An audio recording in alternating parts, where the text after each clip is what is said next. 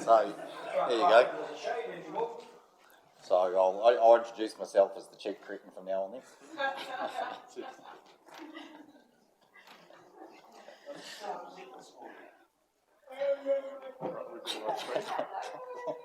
I don't know. Have we started the live stream yet, or? Yes. Kia ora koutou. Let's begin with a prayer.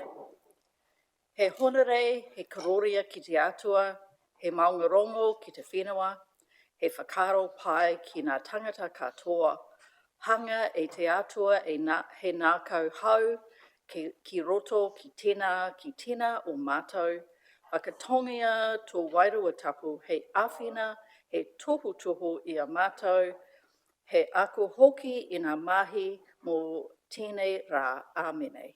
Amen. And we have a waiata. Thank you, Baden. Can't quite yet.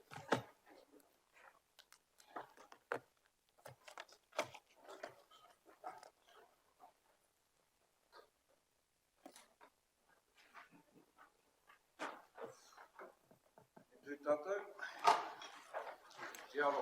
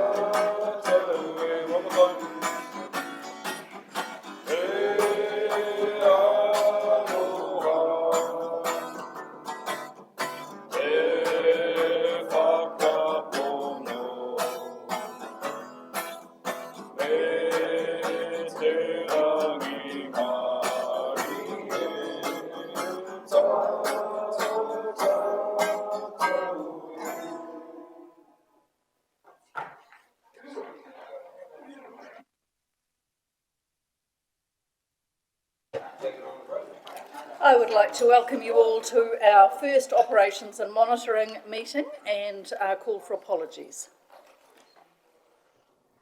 No apologies have been received. And a reminder about conflicts of interest. I'm sure everyone has looked very carefully at the agenda, and if there are issues where you believe you're conflicted, please act appropriately. Item 3, confirmation of minutes. There are no minutes to be confirmed as this is the inaugural meeting. And I am now going to invite Hamish Saxton, who's the new General Manager of Hawke's Bay Tourism, to give us a presentation. Welcome.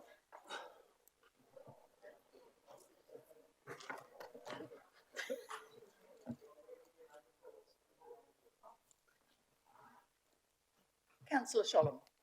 Thank you, Madam Chair. If I may request a leave of absence, 13th of March for business travel. Thank you for that. Duly noted. Kia ora tātou, thanks for the opportunity to speak with you today. Hamish Saxton, CEO, Hawke's Bay Tourism. I've been fortunate to have been in this role and to have moved to Hawke's Bay just 5 months ago. So what I'm hoping to do and to present to you today may be a refresh for some of you and may also be reasonably new for some of you as well. But I'd just like to take a short time today just to give you a briefing of where Hawke's Bay Tourism is at and a reminder of perhaps some of the things that we do. Hawke's Bay Tourism is a regional tourism organisation. We are one of 31 regional tourism organisations in the country, and our regional tourism regions are not marked or delineated by any obvious sort of geographic markings. Rather, we are within territorial authorities. So those are the boundaries by which we expect our visitors to travel to us. A regional tourism organisation such as Hawke's Bay Tourism, our primary role is that of destination marketing. Basically, we do our activity outside the region in order to bring people into the region. Our mandate is effectively more visitors, spending more, staying longer. This is largely in line also with the government's New Zealand Aotearoa tourism strategy, which is to enrich New Zealand Aotearoa through sustainable tourism growth. And I think that's important to note that New Zealand as a whole still has a growth strategy. Hawke's Bay Tourism has a growth strategy. Now, I'm hoping that you can see the annual visitor spend. I'm just going to have to go over here. But roughly, the spend for the Hawke's Bay region continues to go up. This is our best indication of the value and importance of visitors to the region. Until we microchip each individual, we can't give you the numbers of people from outside the region that come in, but we are able to track spend as best as possible. So the spend information comes through from government through monthly regional tourism estimates. So you can see there that the overall value is currently $761 million to the Hawke's Bay region. We have continued to have growth. In terms of overall spend, we're probably the 11th out of the 31 regions in terms of overall spend, but our growth shows that we currently have a ranking overall of, we have a ranking of 11th out of the 31.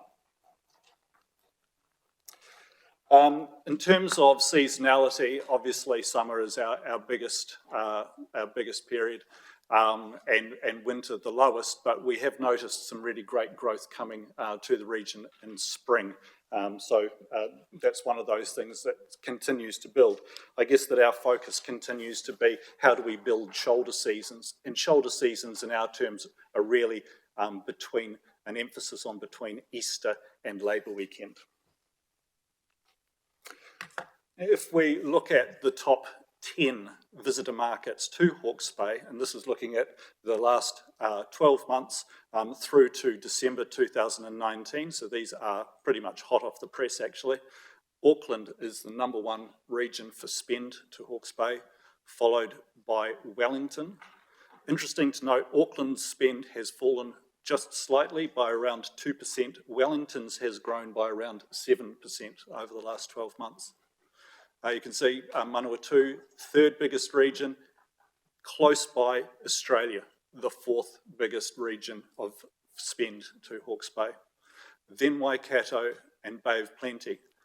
I think it'd be really interesting to note as well, the Bay of Plenty, that spend of close to 32 million to the region. Next year, or next season, were cruise to be a region, cruise would be right there beside Bay of Plenty at a forecast $32 million to the region. And when you consider that cruise is only for roughly 80 days of the year, you can see why that is also a reasonably important sector. You can see also UK and US in there, still really strong international markets for us. In terms of an organisation, Hawke's Bay Tourism Industry Association has a membership of roughly 180 members who see themselves as being direct beneficiaries from tourism marketing. There is a board of the Hawke's Bay Tourism Industry Association, and the chair of that board sits on the board of Hawke's Bay Tourism. Hawke's Bay Tourism itself, the company that I work for, is a limited liability company. This is pretty unique in terms of regional tourism organisations, and I think also beneficial to the owners and shareholders of that, the shareholders of course being the Hawke's Bay Tourism Industry Association. So the chair of Hawke's Bay Tourism is George Higton. On our board we also have Hiniwai Ormsby, Craig Foss, and Craig Foss is the representative of Hawke's Bay Regional Council, our major funder. Dave Simmons, Michael Henley and Hamish Prins. Now Hamish Prins is the chair of the Hawke's Bay Tourism Industry Association. As I say, the Hawke's Bay Regional Council is our major funder, and for the approximate 1.5 million that we receive from them on an annual basis, an amount that I add was reduced by $300,000 in the last couple of years, we negotiate our KPIs with the Hawke's Bay Regional Council. Overall, we're operating a business with a turnover of roughly $2.2 million. So that additional $700,000 comes through membership initiatives, joint ventures, and other fund-attracting activities. We also rather uniquely own two major events. One of those being the Food and Wine Classic that occurs in winter, and also our summer showcase, Fork.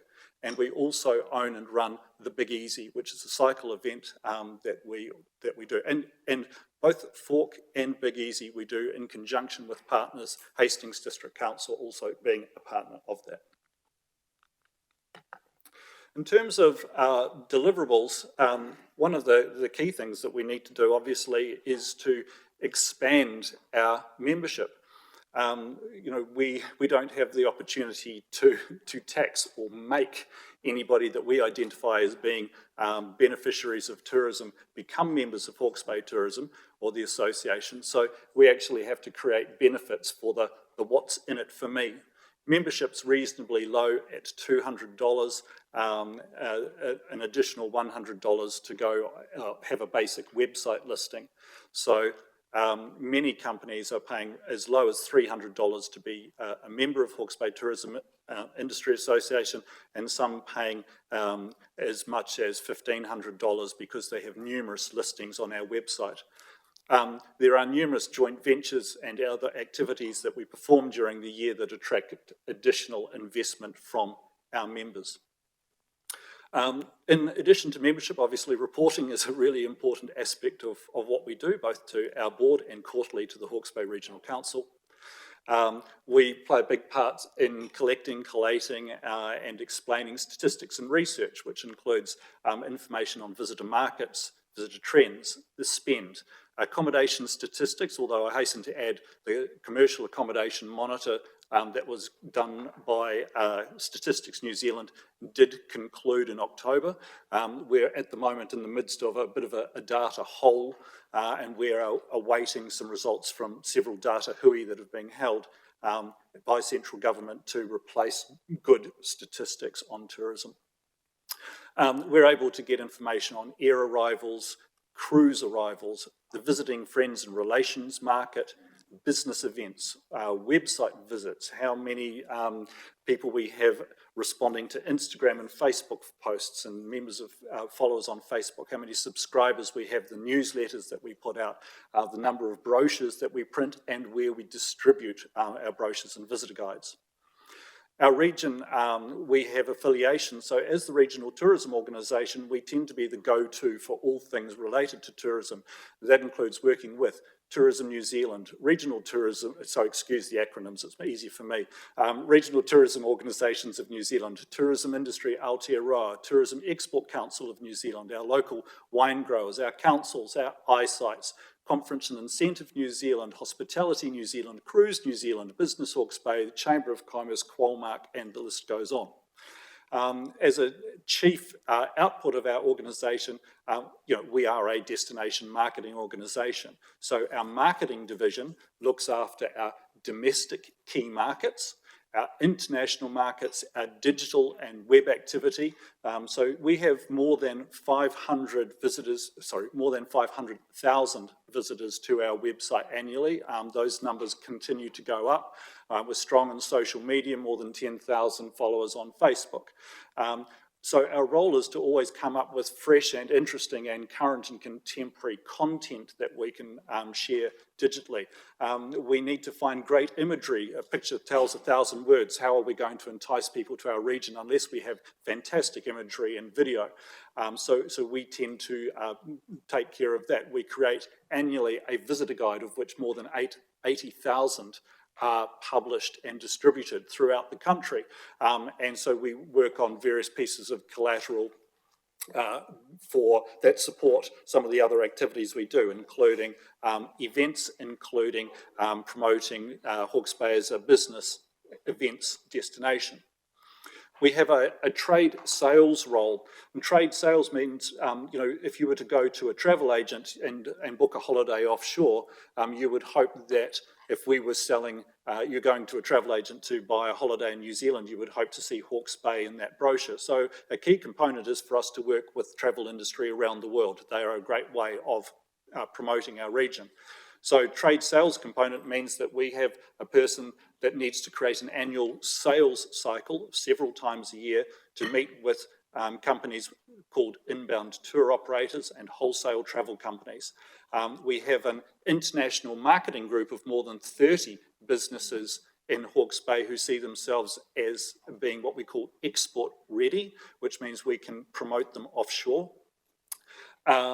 We are part of what's called the Explore Central North Island group. This is a macro-regional initiative whereby in order to be part of a holiday concept to be sold in European, US and other long-haul offshore markets, we work with our neighbouring regions, Tairāwhiti, Gisborne, we work with Taupō, Rotorua, Bay of Plenty, Waikato, Ruapehu. So we're trying to work collectively, because if you're overseas, you're not going to be travelling to New Zealand simply to come to Hawke's Bay. We need to be part of a much larger picture and a journey. We are part of the classic New Zealand wine trail, which is a wine trail from Marlborough through Martinborough up to Hawke's Bay. We are part of a group called Ride New Zealand, which is a collective to promote cycles and cycle trails. We work with inbound tour operators. We conduct familiarisations where we host travel agents and travel and tourism buyers to our region so that we can showcase the region through the best way, through the experience. We are part of an event called Explore New Zealand, and we create obviously databases of those people we sell to, and we share that with our members. We have a media and public relations role, which is about external communications. So people are interested, buyers are interested in what's new in Hawke's Bay related to the visitor experience. So we create press releases, we develop content, we create pictures to attract journalists, whether they be newspapers, magazines, travel videos, travel programs, working with Tourism New Zealand, and of course more familiarisations, and we also create a database of those media specific to the visitor economy. A part of our activity is also attracting business events to the region. Business events could be conferences, conventions, exhibitions, incentive travel. And given the excitement around the Toitu development, our Napier Conference Centre, and all the business-related venues, accommodation, and other beneficiaries, we've got a really, really compelling, I think, argument to attract greater business events to our region. Business events also tend to occur between Easter and Labour weekend, so they are a wonderful thing to fill our beds ideally during the weeks in those lower seasons. So I think that's low-hanging fruit for us. Obviously, we work closely on cruise sector as well, because that benefits the whole region. That involves some sales trips with cruise tour operators, but more recently, and we're just about to share this also with Napier City Council in the first instance, we've been working on a cruise strategy that we will be sharing and putting out for consultation soon. We're involved with events, obviously the ones we own, Food and Wine Classic, Big Easy, the Little Easy in Central Hawke's Bay, Spring Fling in Central Hawke's Bay, and we have involvement also through joint investment in the Hawke's Bay Marathon. We work with a Hawke's Bay Weddings Collective who have created a brochure that we also co-distribute to attract weddings to the region and promote those services, anything from photographers and florists and dressmakers, I guess, but accommodation and venues for the perfect weddings in Hawke's Bay. That's been very successful, I understand. And we are also the go-to for industry advocacy. I guess we've got our finger on the pulse as much as we possibly can, assisting our industry with regular updates, with training. In winter, we conduct workshops with our sector to assist in strengthening their capability. And we have also been, one of our KPIs is a destination management plan. So we're currently needing to deliver by the end of this financial year a visitor strategy and destination management plan to our funders. Hastings District Council is a partner in that also, as collectively there is work going on regarding an infrastructure spatial plan to just understand what additional impacts growing visitor numbers may have on our Hawke's Bay region. Lastly, just some key points that I wanted to point out. We are currently developing a prospectus of membership. It's one thing to come in perhaps cold to some of you to explain what it is that Hawke's Bay Tourism actually does and our structure, but it's also fair to say that many of our members are not all that sure about what it is that we actually do. So it's my intention that we not only explain to our partners what it is that we do, but what it is that we are going to do over the next 12 to 18 months. We're not funded to do absolutely everything, and we need to manage expectations, be clear about what it is that we do, and by inference, clear about what it is we're not going to do. And by giving our partners an informed, giving them information, they'll be able to make informed decisions about membership. I've touched on the visitor strategy and destination management plan. In conjunction with Hawke's Bay Airport and Business Hawke's Bay, we are having discussions around a more collective aviation strategy. Since the departure of Jetstar, we're really interested in ensuring that there is a strong business case in Hawke's Bay, not just for the for Air New Zealand to continue growing the frequency and schedules of their services, but in fact to create and ensure that there is an environment that is deemed attractive by potential competitive airlines in the future, to see Hawke's Bay as one that they would like to come into. I've touched on the cruise strategy.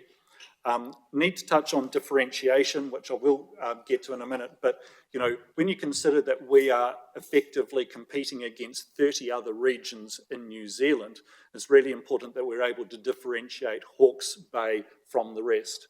Hawke's Bay is known for many things, but above all else, Hawke's Bay is clearly a food and wine growing and producing region above all else, and that is what we are going to be pushing. The other thing worth noting is obviously on all of our minds is COVID-19 and how this is going to affect our region. We are lucky in that the majority of our visitors are actually from the domestic market. The majority of our visitors, as you could see, the investment was coming from Auckland, Wellington and Manawatu. So more than 75% of the visitors to Hawke's Bay are New Zealanders, followed by Australia, UK, US, or US, UK. We have felt minimal impact at this stage in a retreating, almost these days at the moment, non-existent Chinese visitor market. The visitor market out of China is worth less than 1% to our region. However, if our long-haul markets out of the UK, US are getting the jitters from an economic perspective, and whether any of those flights were hubbing through any area where COVID-19 has been taking off, that will obviously restrict the entire number of visitors coming to New Zealand. We believe that we will benefit from New Zealanders deciding to holiday at home over the next number of months or even longer if they decide to defer any of their international travel, and hopefully we will benefit from the Australian market nice and close by if New Zealand is still seen as being safe. All bets are off, I guess, if COVID takes hold in New Zealand, however. Lastly, just to very briefly look at our emphasis over the next 12 to 18 months. Hawke's Bay Tourism will be focusing on promoting Hawke's Bay as New Zealand's premier food and wine destination. We will be focusing on the domestic market, and given the funding that we really do have to promote the region, we will be focusing on Wellington, as we believe that Wellington will have the greatest desire to travel to Hawke's Bay. So on that basis, as a hopefully a friendly introduction to me and to Hawke's Bay Tourism, I'm happy to take any questions. Thank you. Yeah, Hazelhurst. Well, first of all, thank you very much, Hamish. It's been lovely to have you here, and it's been taking us a while to organise this, but very warm welcome from us all from Hastings.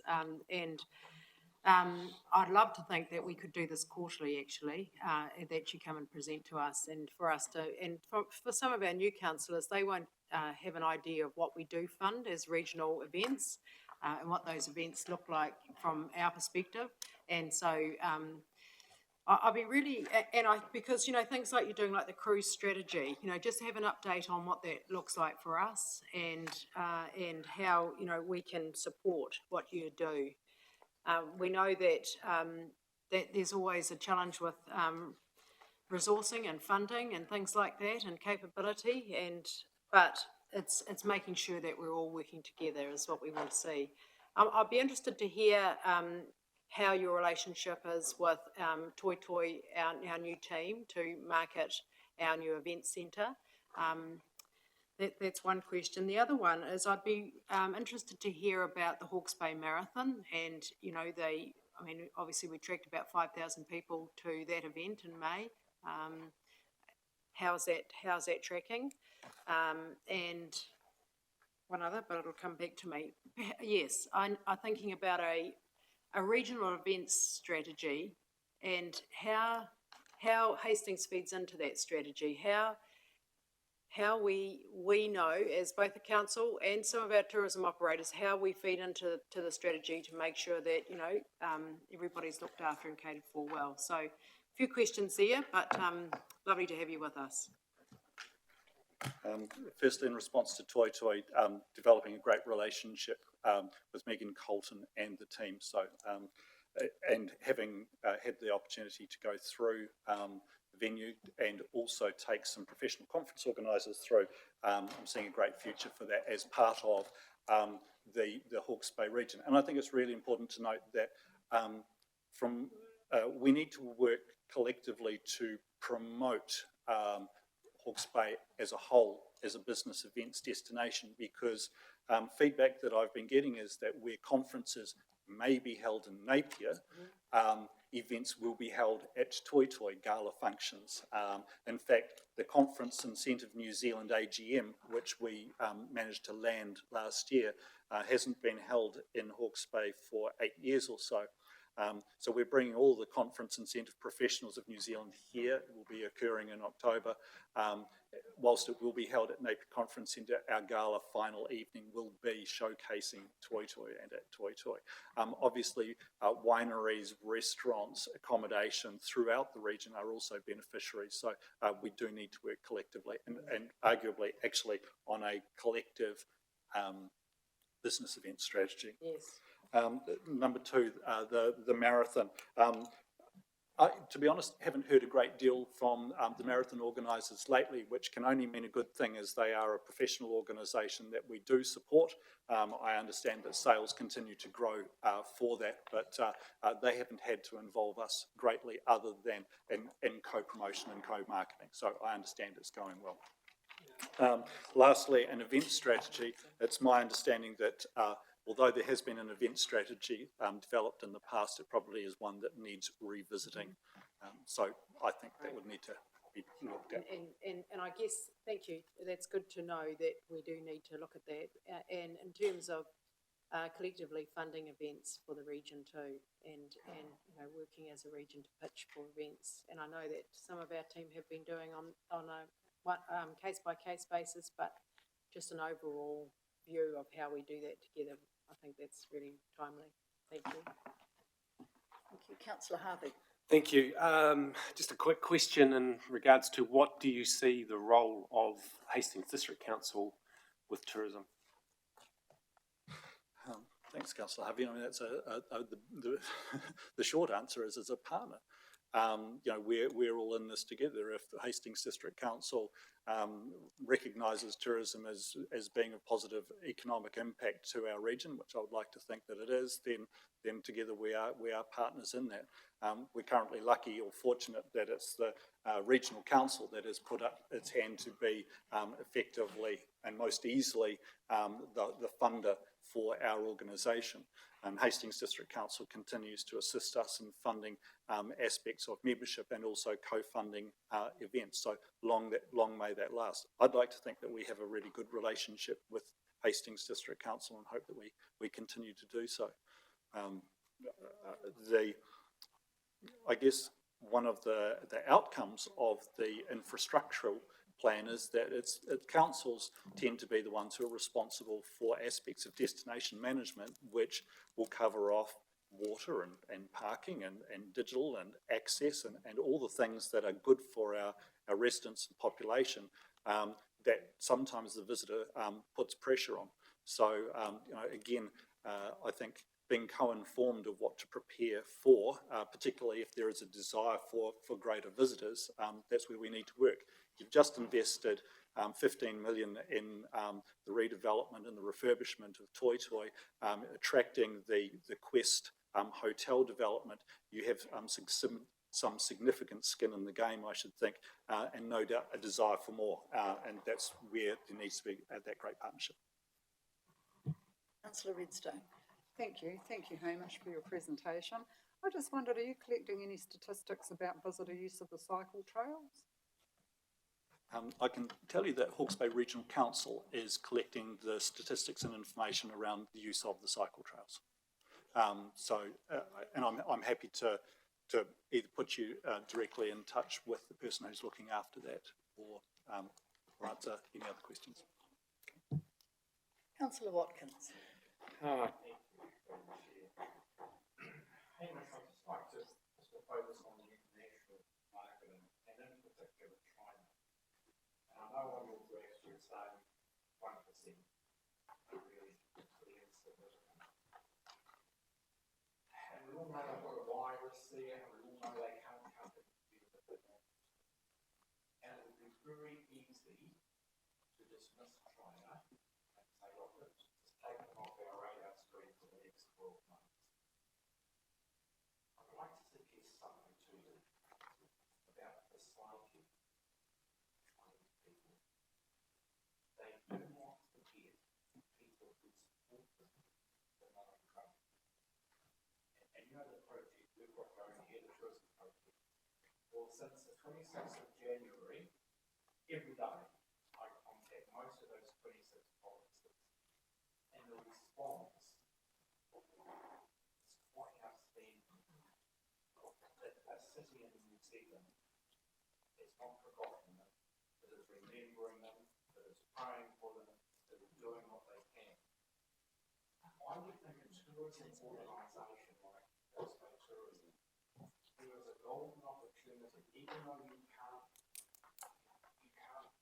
create the tourism now, to let all your partners who deal with in China know that you're here, you're thinking of them, and when the coast is clear, Hawke's Bay Tourism is going to welcome them like they've never had a welcome in New Zealand. And I really challenge you to think and take up with it. Thanks for those comments. Councillor Dixon. Thank you, Worship. Welcome, Hamish. Nice to have you here. My question is, what do you see as the three features of Hastings that need to be promoted? Well, I think when we think about tourism for the Hastings District Council, we look at the Hastings District. It's the wineries that are actually the most significant part, I think, of the food and wine opportunities for being part of the whole Hawke's Bay region. And we don't, in fact, we don't promote Hastings in isolation of Hawke's Bay. For me personally, if I can talk about the wider Hastings region, then I think it is the natural estate that we have in our land, our beaches. I think the wineries are number one in food production, and I think that we have an amazing opportunity with Toi Toi. There are many other aspects about a wonderful visit to Hastings City. I think the Osmanthus Gardens are extraordinarily good, but that's getting to a sort of a micro level. So why I asked the question was that whenever I see advertising, I see Marine Parade Napier. I see Cape Kidnappers Hawke's Bay. I never see it being underlined by Hastings underneath it, where it actually is. So why does that happen? Well, I think that, well, I've been in the role 5 months, so, you know, we probably, if you have seen that, and I would be surprised if you have seen that, the Cape Kidnappers images, which I understand is Hastings District Council, are for Hawke's Bay. We're not promoting the Hastings District Council in isolation. We're not Tourism Hastings, we're Tourism Hawke's Bay. And you tend to promote Napier in isolation, and that's my point. Look, I don't think you're correct, I'm sorry. I think that we don't see boundaries. In fact, where we are probably very proactive is in the Central Hawke's Bay area. Central Hawke's Bay has invested a significant amount of money to make sure that their voice is heard over the other regions, and created a role for a Central Hawke's Bay champion within my organisation. So I really think that we are boundary agnostic. I just don't think our organisation, since I have been here, sees a Napier versus Hastings versus Wairoa, because, you know, we go up as far north as the Moreri Pools and as far south as Porongaho. We are relying on great imagery, and if that means we need to get further iconic imagery, in fact, sorry, just to that point, it seems to me that the most iconic image that I have seen promoting this region, particularly in digital channels and social media, is actually Tamata Peak. Tamata Peak, Hawke's Bay. And so I would actually almost argue that Hastings District on that basis is getting more than its fair share. That and Cape Kidnappers and the wineries versus a couple of photos of perhaps Napier during Art Deco or an Art Deco building. And you probably said it, that it's Tamata Peak, Hawke's Bay, and the Hastings bit is missed out. And that's my real concern. And the other one, I'll move on. The other thing that I'm concerned about is the distribution of the pamphlets for visitors and where they end up. So during the summer holidays, I probably went to 4 provinces around New Zealand. I hardly found any that had Hawke's Bay there. So who's responsible for your distribution of your visitor pamphlets? So we only produce 80,000 a year, and probably the highest number of those brochures are actually here at the Hawke's Bay Airport, and also throughout the eyesites throughout the country. So every eyesite, in order to be an eyesite, must have the brochures of each of the 31 regional tourism organisations on their information stands. But failing that, we do not distribute our only 80,000 throughout all cafes and to accommodation operators outside the region, unless they proactively and specifically request those. I do have again, at Micro, I do have details if you would like to see the distribution of those brochures. Happy to share. Thank you. Councillor Barber. Kia ora, thank you. In terms of Māori tourism in Hawke's Bay, are you active in that space? Is there work developing Māori tourism? Is there enough Māori tourism at the moment? Good, thanks for that question. One of our KPIs currently with Hawke's Bay Regional Council is to work on effectively a Māori tourism marketing plan. So we have had a couple of meetings with members of our organisation who are involved with Māori tourism. Admittedly, that is a small group just at this stage, but many of them are very successful in tourism and are keen to have their voice heard as much as everybody else. So we are working in that area, and in fact, Hinawai Ormsby is our Māori representative within our board to also ensure that Māori voice is heard, and that we are working on that. Councillor Kerr. Thank you. I just would like to support what Malcolm was saying, because at the end of January, I was really saddened to see some social media advertising, and Hastings was not mentioned. the word Hastings did not exist when it was a target market of Wellington anniversary weekend and Auckland anniversary weekend. And I appreciate the language you're using is to attract the other party to us, but we are immensely proud of Hastings. We have a slogan, Hastings Proud. And it just felt uncomfortable that Te Peak, Havelock North, Napier Marine Parade, and other descriptions. The word Hastings did not exist in any of these documents or these advertisements. So the farmers market was the Hawke's Bay Farmers Market. Didn't say it was in Hastings. So feeling, uncomfortable with what has been. So really looking forward to your influence in a positive way for us, please. Thank you. Great, thanks, I'll take that on board, thank you. Councillor Nixon. Yes, good afternoon, Hamish. Didn't realise you'd been on the job so long. I have a specific area of responsibility involving transport. And so the thing, and your statistics at the beginning I found quite interesting and will be useful. What I'm interested in knowing is, do you have any idea what the method of access to Hawke's Bay by the various groups is? You know, do they drive here? Do they come on a bus? They can't come on a train, of course. Do they fly here? We know the ship numbers because other people give those to us. But do you have that understanding how that's trending? Thanks for the question. Look, my gut feel would be that we are most definitely a drive market. I think that the majority of our visitors from Auckland, from Wellington, from Manawatu are are choosing to drive here. We are accessible in that regard.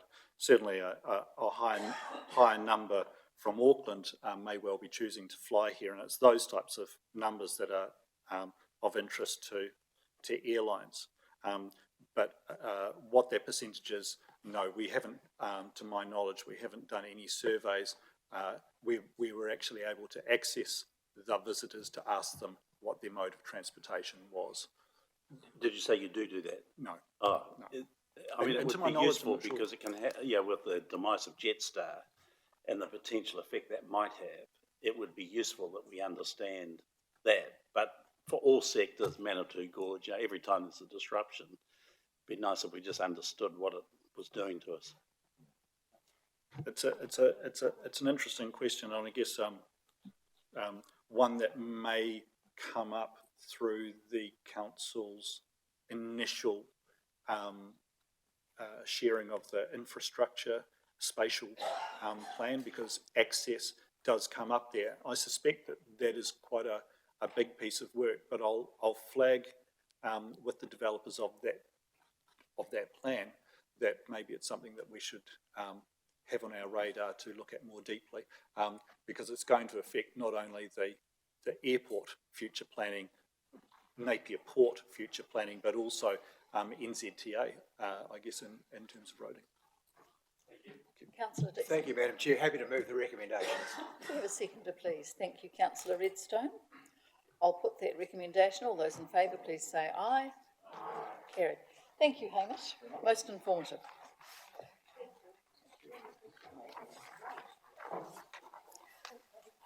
Now, Aaron.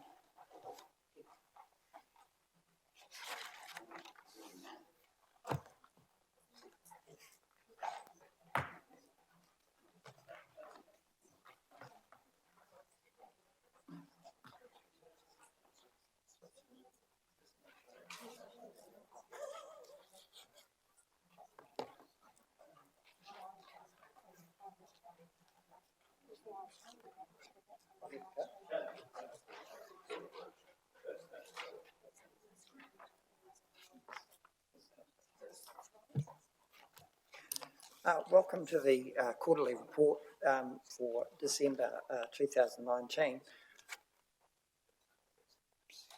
Pushing the right way. The accounting result for the December period was 376k unfavourable, pretty much driven by some of the operating cost pressures that council are experiencing, plus some non-cash items such as depreciation, which are a considerable driver. The depreciation is a permanent difference that will stay till the end of the year. That will be offset by other permanent differences in accounting result in terms of vested assets, etc., which we make last minute year-end adjustments for. In terms of the revenue result, we were $2.2 million ahead of budget. This is a continuation from the prior year when you will have seen a very similar outcome and look on that graph. Mainly driven by the fees and charges, which remain really, really strong and probably a reflection of the economic activity, strong economic activity within the region. It has created its own pressures, which we'll see later on as well.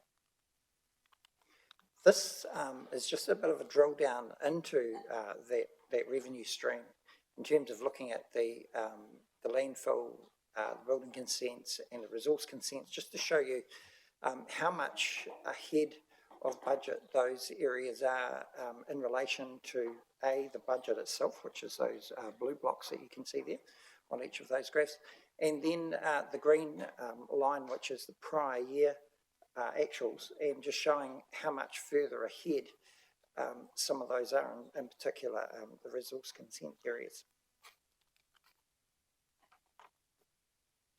Expenditure is $2.6 million behind. One of the major drivers of that, which I've referenced, is depreciation at $1.3 million over. It's pretty much driven by, we had a very, very large revaluation on our assets. That was around $113 million increase. What that did was obviously increase the actual dollar value of the depreciation effect that we are seeing in the current year. In terms of building services, obviously they're also experiencing some considerable pressure due to the fact of that high demand, which is leading to higher, obviously, revenues, but a real increase in contracting and personnel costs to meet that demand under the legislative requirements. The adjustment to the fees that was, I think, approved at council last week will have a definite effect, and if we had that this year, it would have definitely had an overall improvement on their pressures that they're experiencing currently. Also, there have been a number of unbudgeted costs, either approved, like Craigie Range Track, or unapproved, but they've happened and we've had reimbursement for, like the Toi Toi fire, the Opera House fire. That was $250K. If we have any expenditure that's an over, if we have a deficit at the year end, there are a number of things that we can do. Just referencing on this, because I've had some questions for this meeting. I'm just filling those in as we go through. We've got a number of levers that we can pull. So we can pull back projects from actually starting and completing. We can rebudget projects to allow for, to maintain a balanced budget. But we won't do that until we get close to the end of the year and understand the full impacts right through. In terms of the whole of council capital spend, you can see that we've got about a $49 million capital spend to December, and we're at $38 million there. And while that's behind, we're still $3 million ahead at the same time last year, and $10 million ahead if you look at that light green line underneath that from the prior year before that. It's definitely improving in terms of the work that's going in terms of attempting to get a really good handle on when a project will start, when it will finish, and so forth. So there's a lot of work going into that area by the asset management teams. Just to further go into that a little bit more, what we've got here is the new works, the renewals, and also the growth, that number split out into those three different types.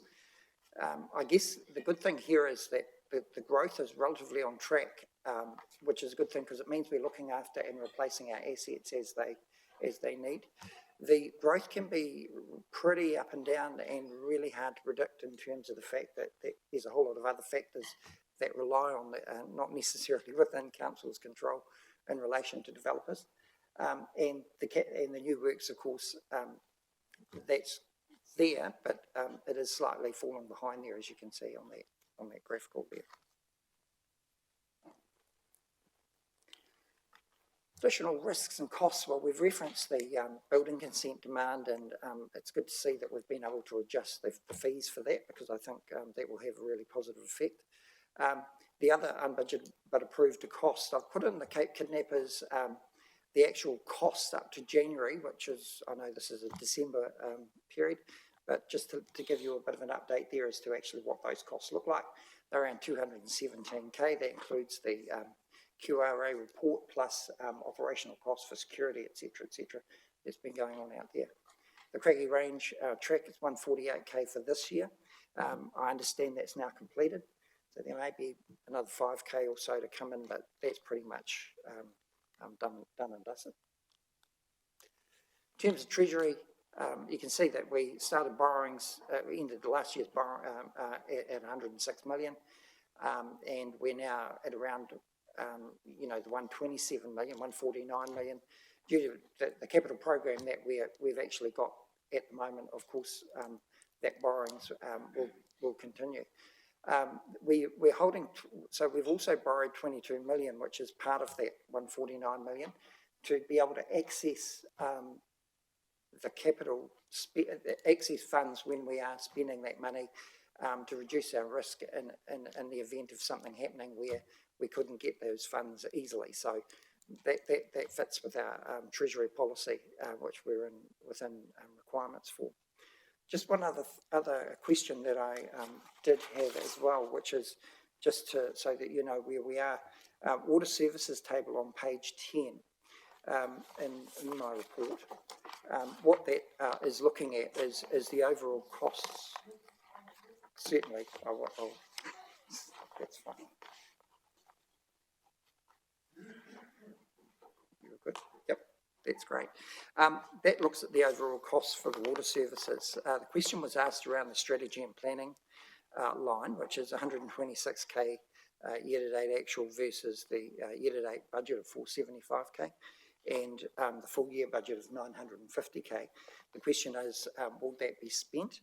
I have had an answer from the asset management team, and they are saying yes, there are a number of projects in there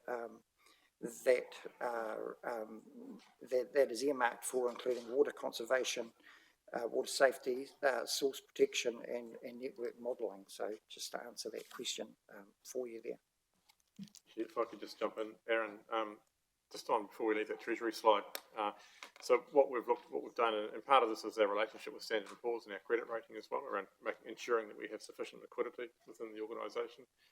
When we look forward to what our future capital program is, we know it's reasonably heavy. We know that there's a lot of work that's going on, and that we will require additional borrowings to fund that forward capital program. So part of that 22 million that we have on deposit is to fund our forward capital program, and almost half of it, $10 million, is there to replace a loan that's maturing later this month. So that's the rationale behind having it there. We're lucky that as an organisation, we have access to the Local Government Funding Agency, and that's had, as we've talked about previously, some fantastic benefits to the local government sector, and enabled us to borrow funds efficiently, which means that we can afford to borrow money in advance of requiring it, and we put that on deposit at a rate that's superior to what we're borrowing it at. So, so for the organisation, it's a positive all the way through. Any questions? Councillor Watkins. Thank you, Madam Chair. Aaron, 3.10 on page 9. Just in relation to the parks, 591,000 unfavourable, driven by parks maintenance. Yep. I mean, I need to understand that, because my understanding is we got a new provider that was going to keep our maintenance right up to date, and there was going to be a holding of costs. And then we go on to say, well, because I've blown the first 6 months, we might have to reduce or scale back in the next 6 months. This is exactly the opposite to my understanding of what we were going to achieve. Just Oh, great. Shane,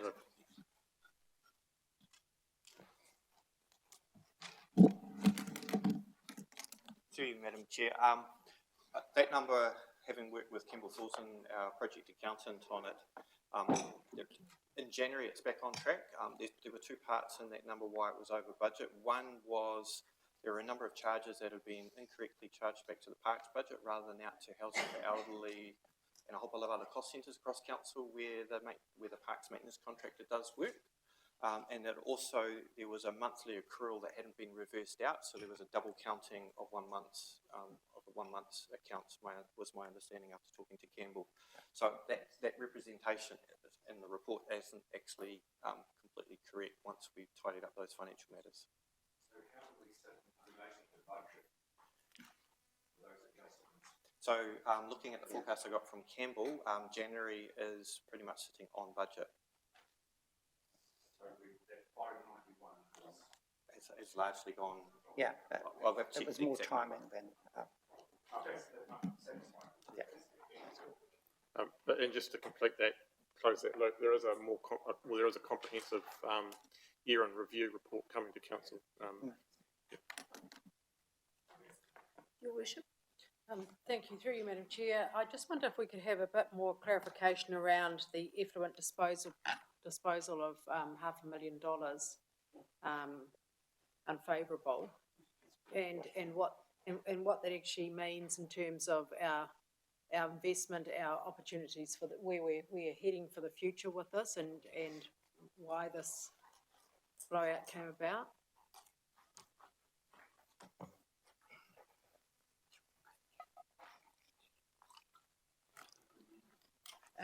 Page 9, 3.10. So that forecast increased spend at effluent disposal was actually at the wastewater treatment plant. So whilst the team were doing a replacement of the industrial screen, and Mr. Chapman will correct me if I get the details wrong, doing some more inspections, what they've found is the domestic screens, the right thing is to replace it now rather than wait to the next financial year. We're currently doing some work, so that's a capital improvement brought forward. So this includes the forecast of money. We haven't spent that money yet, but it's forecasting that we should do it. We're just currently going through the effluent disposal wider budget, which includes a number of parcels of work on the outfall and in and around the treatment plant, to see if we can defer some of that work, as Mr. Wilson talked about, to balance that out. Given that it's capital loan funded and the way the reserve works, it would largely balance out, but we're just seeing if we can reschedule work so there's actually no net balance, and the team are working on that over the next week or two, so we'll be able to provide an update. So realistically, the two key items are a new domestic screen, and there's some improvement works or remedial works that we'll come back to talk a little bit more around on the BTF itself to improve the drainage of the BTF treatment filters. Thank you. I mean, that's very helpful, Craig, and I think that perhaps with ops and monitoring, Madam Chair, as we go forward, and Chief, that we could have that information about the three waters, so we can understand what we are doing in this space rather than just looking at it from a financial perspective. And this is a major piece of work for us, three waters, and we need to sort of understand rather than just the financial implication. It would be very helpful. And the other question I have through you, Madam Chair, is just around the timing and the deficit for building consents. And, this was highlighted to us last year, and I guess it's our ability to respond. And that's my question, really. It's how, when we know where we're tracking, how we can, and Aaron, you raised a point that was, how we avoid a deficit overspend like we have, and bringing that to government's attention earlier to understand what we can do about this and how can we manage through this, rather than, okay, so we've got an unfavourable deficit here and bring it to an annual plan process. I'm just thinking how we can react and respond throughout the year rather than waiting to look at an annual plan process. Thank you. which, through you, Madam Chair, it's a very good point, and one that I think the work that we've done over the last 5 months with council and the recent decisions that have been taken around actually, looking out, 3 years, having a forward view around what is coming at us, making some longer term decisions and around how we fund that and who pays. I think it's been a manifest example over the last 4 months of actually doing that. Thank you. Councillor Kerr. Thank you, Madam Chair. I'm concerned that we're getting a report that says we're $500,000 parks maintenance over budget, and then we're being told that by the end of January it's come out in the wash, which is, I'm really pleased. My question's probably more to the chief around when we get our new monitoring screen, will we be able to dip in and see that it's balanced itself out? Or can we request a copy of the financials at the end of January, which reinforce just what Mr. Thu has said? Through you, Madam Chair. So as part of the online monitoring that you'll have access to, part of that will be a monthly financial report, which will mirror in a lot of ways what you see in your quarterly report, but you'll be able to see it at a high level on a monthly basis. And it's one of those things, we'll continue to refine it, but our first cut at what that looks like is a monthly view of the dashboards that you currently receive on a quarterly basis. So. And the most important reason for asking this is our next ops and monitorings. We do this quarterly. Anyway, the next one is the 14th of May, so it's a long way to wait to get as councillors to get confirmation that what Mr. Thu says actually happens, although I'm sure it will. That's fine. So through you, Madam Chair, I guess what we're doing here is we're having a financial conversation now. We're about to move into some, reporting around the pillars of the long-term plan, and then we're having a session later in the day that's going, that's kind of showing you what we've developed in terms of the integrated electronic reporting that's going to be available monthly. So I'm conscious we're having, a conversation that's largely about financials, but going into some other areas. So I hope by the end of today, you have a sense about how it's all coming together. But the idea is less static, more regular, not a quarterly report that tells you, in effect, by the time you're reading it, what happened 4 or 5 months ago. Councillor Barber. Kia ora. I'm at the table on page, number 3.17, just the total capital works for the year, 106 million. To date, we've expended 38 of it, budgeted 49. So, the report says that we're significantly doing more than we've ever done in the past.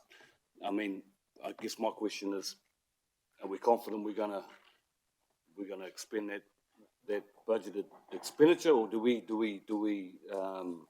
ratchet down our budget and do it that way? Yeah.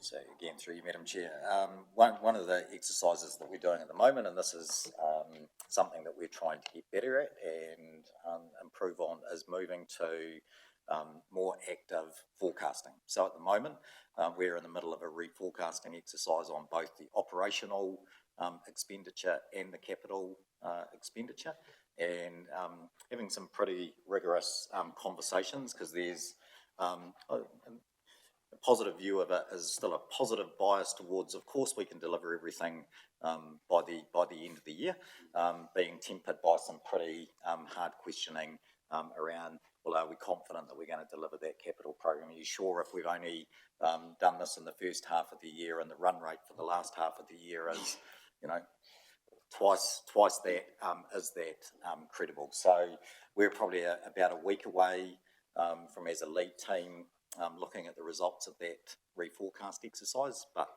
the short answer is, we've got to get better at forecasting and budgets becoming forecast and not a budget that was set back 12 months ago, because the world, as you know, changes.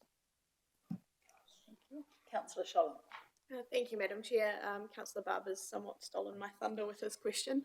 However, I guess just to extend on that, my query is around, as part of that forecasting process, financials aside, are we also considering capacity with works that have to be done in-house to ensure that we have the appropriate capacity in order to pull off this ambitious program?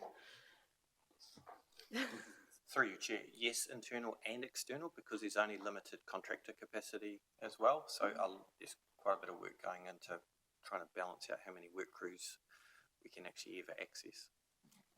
And if I can also ask, and it's fine if the question can't be answered now, if you can consider how you'll feed that back to us if ever we get to a point where our capital works program is so ambitious that it's not achievable, giving council an opportunity to reprioritise.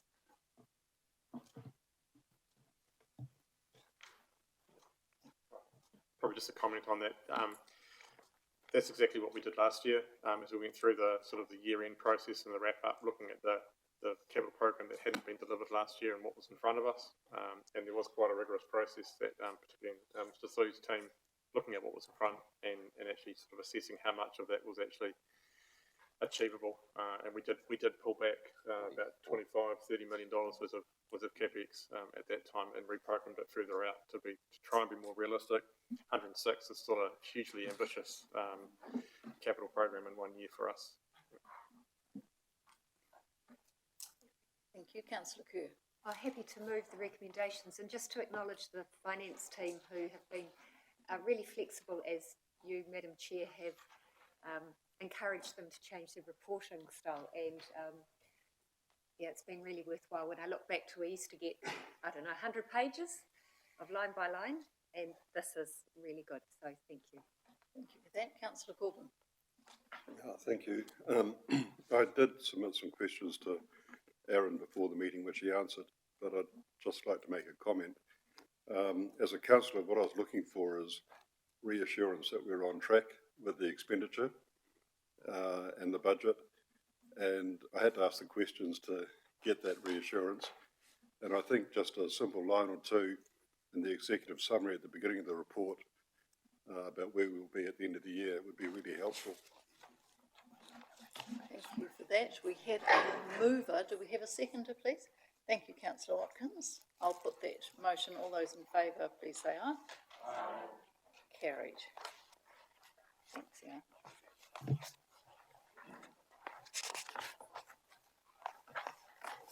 Mr. Allen. I'm happy to take this report as read. So this is just, as you've seen this before for a few months now, is our is really just linking it to our long-term plan and looking at some of our key programs of work. So really happy to take any questions. Well, I'm sure Mr. Food's happy to take questions because most of it relates to his space. So yeah, through you, Madam Chair.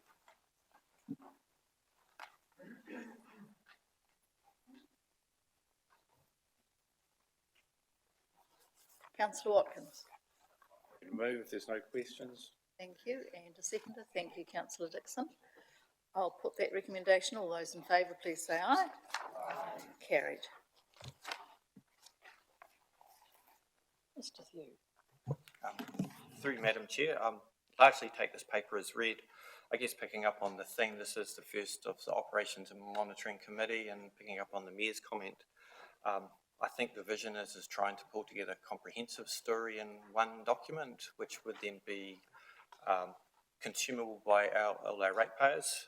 So an element of the financial, element of the actual things, element of how we're progressing against those targets we sent into LTP. What has been in this report is just a summary of some key points without replicating your weekly updates and monthly updates, pulling out a couple of key parts. Just do want to draw your attention, because I know there's been interest in the part, just a quick update post-December on Lowe's Pit. So the dry weather assessment work was completed last week as scheduled. You will note in there, because we haven't had rain, there is some tests that we need to do when we finally get some rain.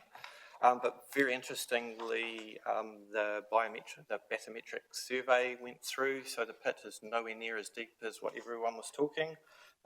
We are looking at the deepest point of 3.5, as shallow as 0.8, an average of about 1.5 metres. The base is covered in about 0.5 metre to a metre of plant growth. So the team who've done the survey results are working through design options for dry weather conditions and obviously coming back to council for ultimate decision making. And once we finally get some rain and can do the source tracking, we can understand what the wet weather treatment requirements will be. So that's tracking along. We just need some rain to finish some of the testing. Could I just add from the Chief's perspective, whilst I'll take it as read, I mean, I think when sort of reflect on the first half of the financial year across the things that you've determined as the most important priorities through our long-term plan, there's actually quite a bit to sort of celebrate in terms of progress. I think in terms of our number one priority, and we've had conversations previously about the water improvement program. You know, we've pretty much, I don't know if we're fully commissioned now, but largely completed the Havelock North booster pump station, small communities, you know, upgrading plans finalised, good progress on our water treatment sort of facilities. You know, things that we're obviously all looking forward to on the weekend with the opening of sort of Toi on schedule, you know, with things that we were sweating this week, but Bruce was excited to deliver, you know, co-compliance certificates, liquor licences, you know, but, you know, when you kind of think about it, those two things alone, you know, is near on $100 million worth of choices that you've made as a council. I think broadly, you know, when we think about the economy, still some strongly positive indicators around, you know, the industrial estate, the investments that we've seen announced recently in terms of the $80 million health investment in Orchard and Canning Road. You know, whilst we probably didn't reference it that strongly in this report, the fact that we've been chosen in the half year as the pilot for the government's housing place-based, you know, initiatives are things that I think we can be rightly proud of collectively that have been delivered over the first half year. When we look out, there's some quite big things in front of us. You know, a lot of those focuses won't change around, you know, housing, the industrial state, the CBD activation. Obviously, coming up next month, we'll bring to you, in the context of moving around, all of the speed limit reviews for you to make sort of choices on. Working pretty hard with NZTA around the opportunities to make some significant improvements in Waipatu. Mr. Hughes mentioned the work at Lowe's Pit.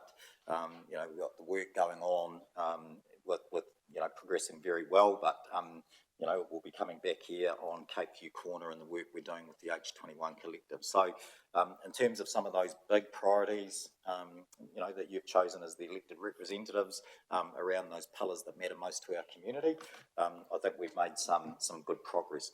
Clearly, there's some pressure associated with growth. You know, we've had a fairly substantive conversation. You've made some decisions around the plan to address our performance in the consenting and planning area. And right now, and I think we've flagged it here, you know, we're a long way away from either the services that we want to be providing or meeting the current legislative requirements around the timeframes for getting consent decisions made. But in terms of general compliance, the other thing, that I was also proud of in the half year is that, you know, we have a significant piece of work through the Three Waters governance improvement structure that we've got here. We have furnished, I think, a really credible updated drinking water plan to the regulator, and there's not that many councils that are in that position at the moment, and whilst we're waiting back for the assessment from health on that, again, another fairly big milestone. But I'd wrap it up with saying, you know, we have got some pressure points in the organisation, and to your comments, you know, Councillor Sholem, yeah, there is in particular parts of the council, which is a function of the growth that's going on and the ambition that we all have for Hastings. You know, some areas that, you know, we really got some pressure points around, you know, continuing to be able to deliver in a sustainable way. Mayor Hazelhurst. Thank you, through you, Chair. Thank you for your summary, Nigel. I just have a couple of questions, 6.4.2 Howard Street and 6.4.3 Iona. I first of all just need to understand if we can talk about Howard Street, and it's probably to you, Mr. Allen. Just wondering, we talked about having an open book and looking at costs in terms of being able to progress this development. How are we progressing with that? Thank you for that question. So our project management team, led through Mr. Faulkner, has been liaising with the landowners, or one particular landowner in particular, as we had discussed at the hearings of the submissions for the development contribution. So we've had the developed design from our consultants. We've reviewed that internally, and we've sat down, or when I say we, the collective we, Mr. Faulkner and the team have sat down with one of those landowners and their consultants, and we've gone through looking at the solutions that have been designed and the rates that have been identified to deliver on that. There's still a bit of back and forth, but it's currently with them to go through line by line and make some suggestions around alternative rates that could be considered. But I think generally it's moving along nicely, if not a bit slower than we had anticipated. But it's currently with the landowner. We'll work our way through that, have another conversation with the wider landowner group, and look to bring something back to council in April, I think it is, or early May, to lock down the development contribution. Hopefully that will enable us to have some more discussions around land acquisitions for the road, for the corridor, and stormwater detention. So so you'll meet with all of the landowners to have that discussion and then bring something back to us in May with a negotiated and agreed way forward? That's the plan. Yep. So first and foremost with one of the more significant landowners Yes. and their advisors, Yep. get agreement there, communicate that with the wider landowners, and then bring it back to council once we've got sort of a more of an agreed base level. Okay, thank you. And my other question is around 6.4.3, the Iona residential development. Could you just advise council how we're progressing? Have we completed structure plans and all understanding from our perspective, from council's requirements to unlock this development, please? Our team and our consultants are working on this from our requirements, continuing to work their way through it. Some of it is dependent upon the key landowner providing information, particularly around stormwater, to inform the full completion of that work. But Craig's team and our advisors are working forward regardless of where they're up to. But there's only so much we can do before we have to put a stop to it in light of information that needs to come from the landowner to progress it further. We had a submission in last year's annual plan about Iona and our role and moving things and getting this project underway. I just wonder how, I just need to make sure that everybody is satisfied with what we are delivering on time for that development. So I guess through you, Madam Chair, building on Mr. Allen's comments, we are pushing hard for the landowner to actually work at a better pace with us. It's just been a bit slow trying to move forward with them, so that will help us collectively deliver. Councillor Corbin. Through you, Madam Chair. Now, two questions. First one is the dashboard and risk categories. Could you tell us what risk quality relates to and what are the most common issues that would arise there?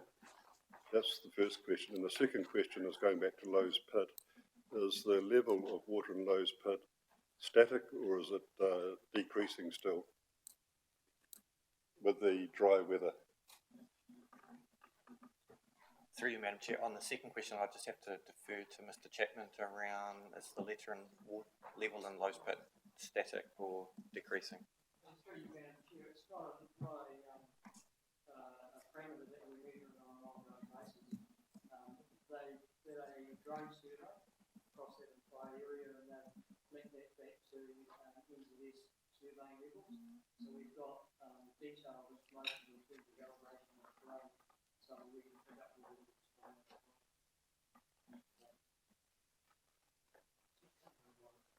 Thank you. Sorry, and on the first question, which Yeah, paragraph? what is the quality risk category? What does that relate to?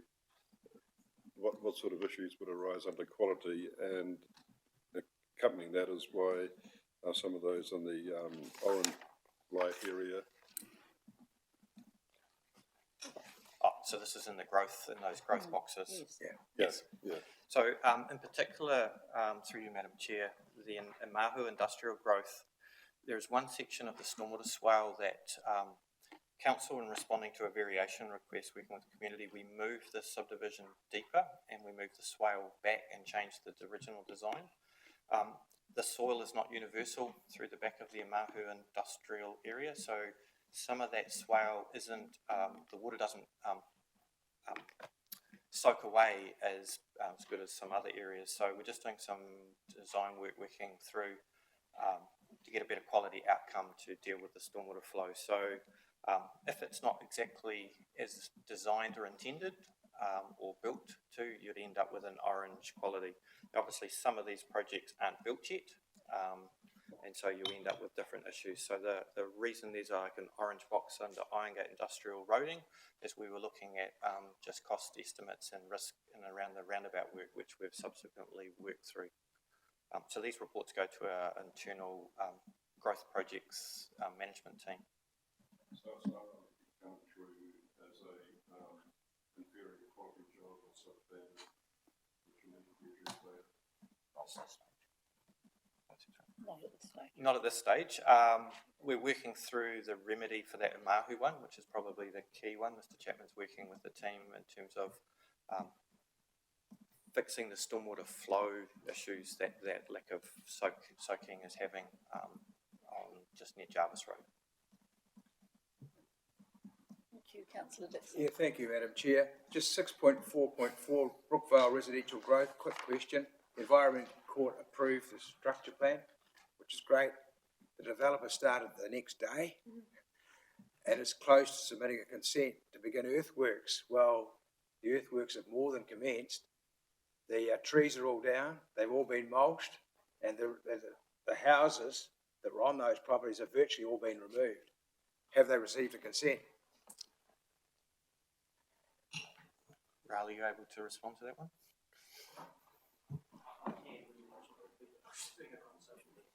So just Brookvale residential growth, they had to get a consent before the developer could start. The earthwork machinery's all in there. The trees have all been mulched, and there's only about a quarter of the properties that are on that particular block still remain. The rest of it's all been demolished and removed. But have they got their consent?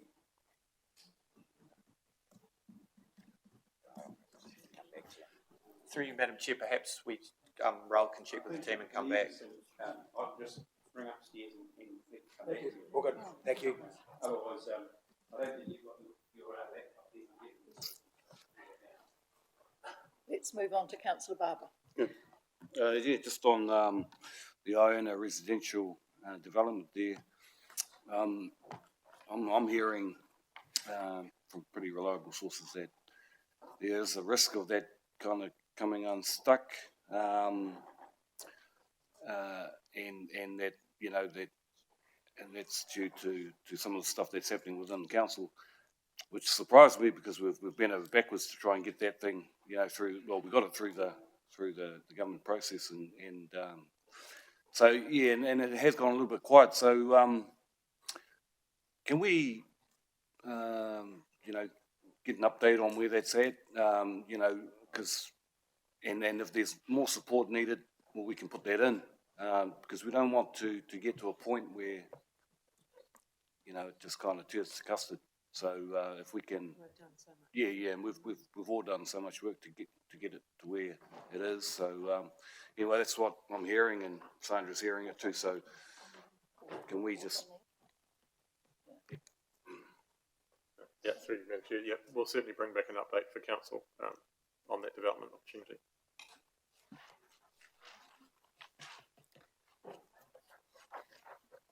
Are there, oh, sorry, councillor Kirk. Thank you, Madam Chair.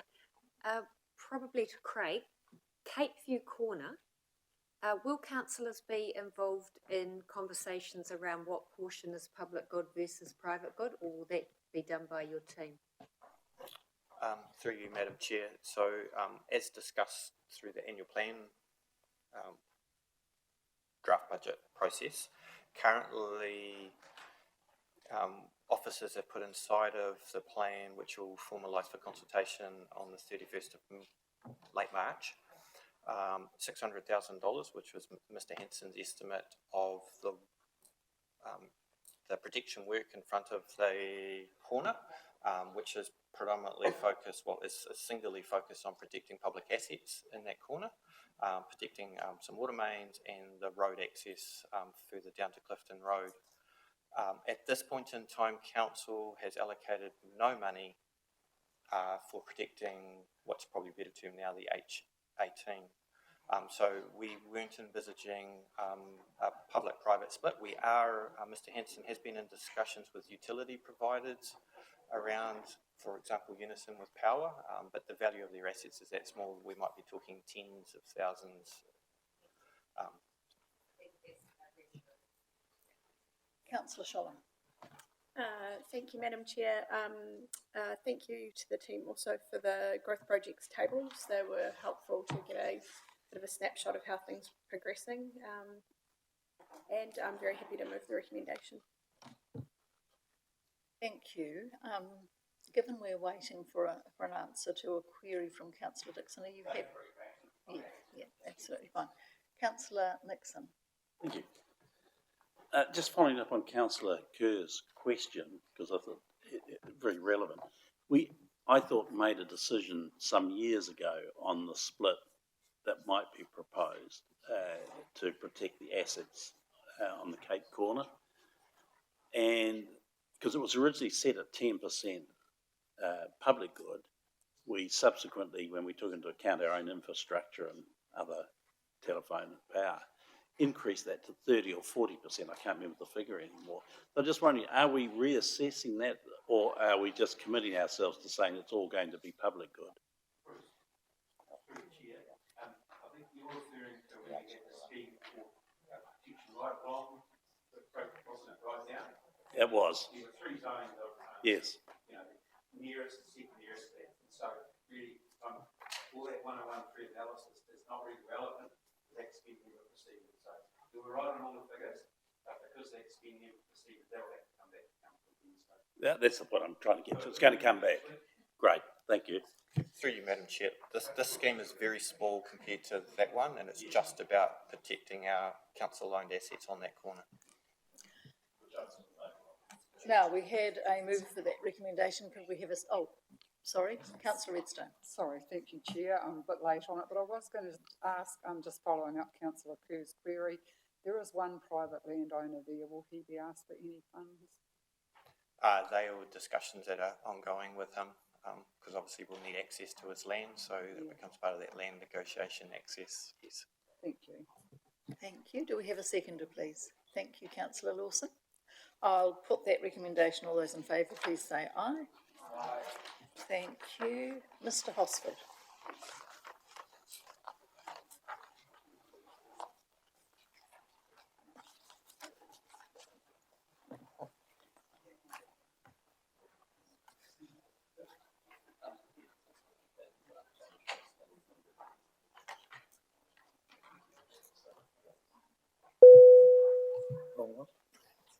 Good afternoon, Your Worship, councillors. Through you, Madam Chair. This report is really it's an update and asking for some guidance, or offering some guidance from councillors. The adoption of the new track standards that council made approximately a year ago requires additional funding of $120,000 to complete the tracks as adopted by council. This report advises on the requirement. It also suggests some timeframes to undertake the work and what those funding implications might be. it doesn't ask for any money in next year's budget. What the report says is we will be doing an independent review, as you've requested, of the Tainui Reserve Management Plan, and on that basis, we wouldn't be presumptuous enough to go in and do any work there until the community has had its final say and you've adopted the new plan in whatever form that may take. So next year's budget for the RMP, there is a little bit of money in there, but that will be kept aside. What we're really asking for is your direction on how you might want to roll out that in the future. The options put forward, and there can be many of them, they could be over 1 year, they could be over 10 years. Those options are put to you. What we're saying is that if you make decisions next year on adopting the reviewed plan, then probably in the 2 following years, which will be years 1 and 2 of the LTP, then you might want to make allocations there of additional 80,000 in each year, or if you want the project to go further out, then the LTP discussions can actually look to set that as you look at other priorities. But really this is, I guess, a heads up of you. You've adopted new track standards. We've got people putting in those tracks. We're taking a breather, but it is, the LTP will need to consider additional funding to make it happen. Thank you. Any questions? Councillor Redstone. Thank you, Colin, and thank you, Chair. Just at 4.2, I see we estimated the higher specified tracks at $50 a lineal metre, but the recent cost charged by recreational services is $70 a metre. Is that a lineal metre or a square metre? Is the first question. And the second question is, do we get any other quotes from any other contractors in that case? Okay, it's 50% more.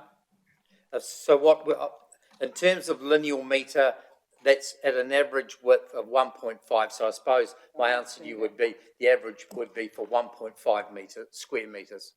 I understand, yes. So Yep. the $70 is 1.5 square metres Correct. as well. Correct. So that's a 50% increase on what we estimated, is that correct? So it's gone Around from 50 to 70, which is 40%. nearly. Yeah, so are we likely to get any other quotes or estimates on that? Well, we have worked with two others, and this has ended up, the rec services have come up with the best and most successful brew. The problem has been accessing the material in Hawke's Bay has proved very difficult. And that's where we're at. That's our best estimate at the moment. Through you, Madam Chair, the key difference in price is the fact this material gets trucked in from a wee distance. No, there was an assumption that it would be easily locally available, and that has not proved to be the case. And the other people who did some of our testing to start with, Regional Council, had exactly the same problem. They had to go further afield. Yeah. Councillor Watkins. I guess that probably satisfies my question, I think. Thank you. Councillor Dixon. Thank you, Worship.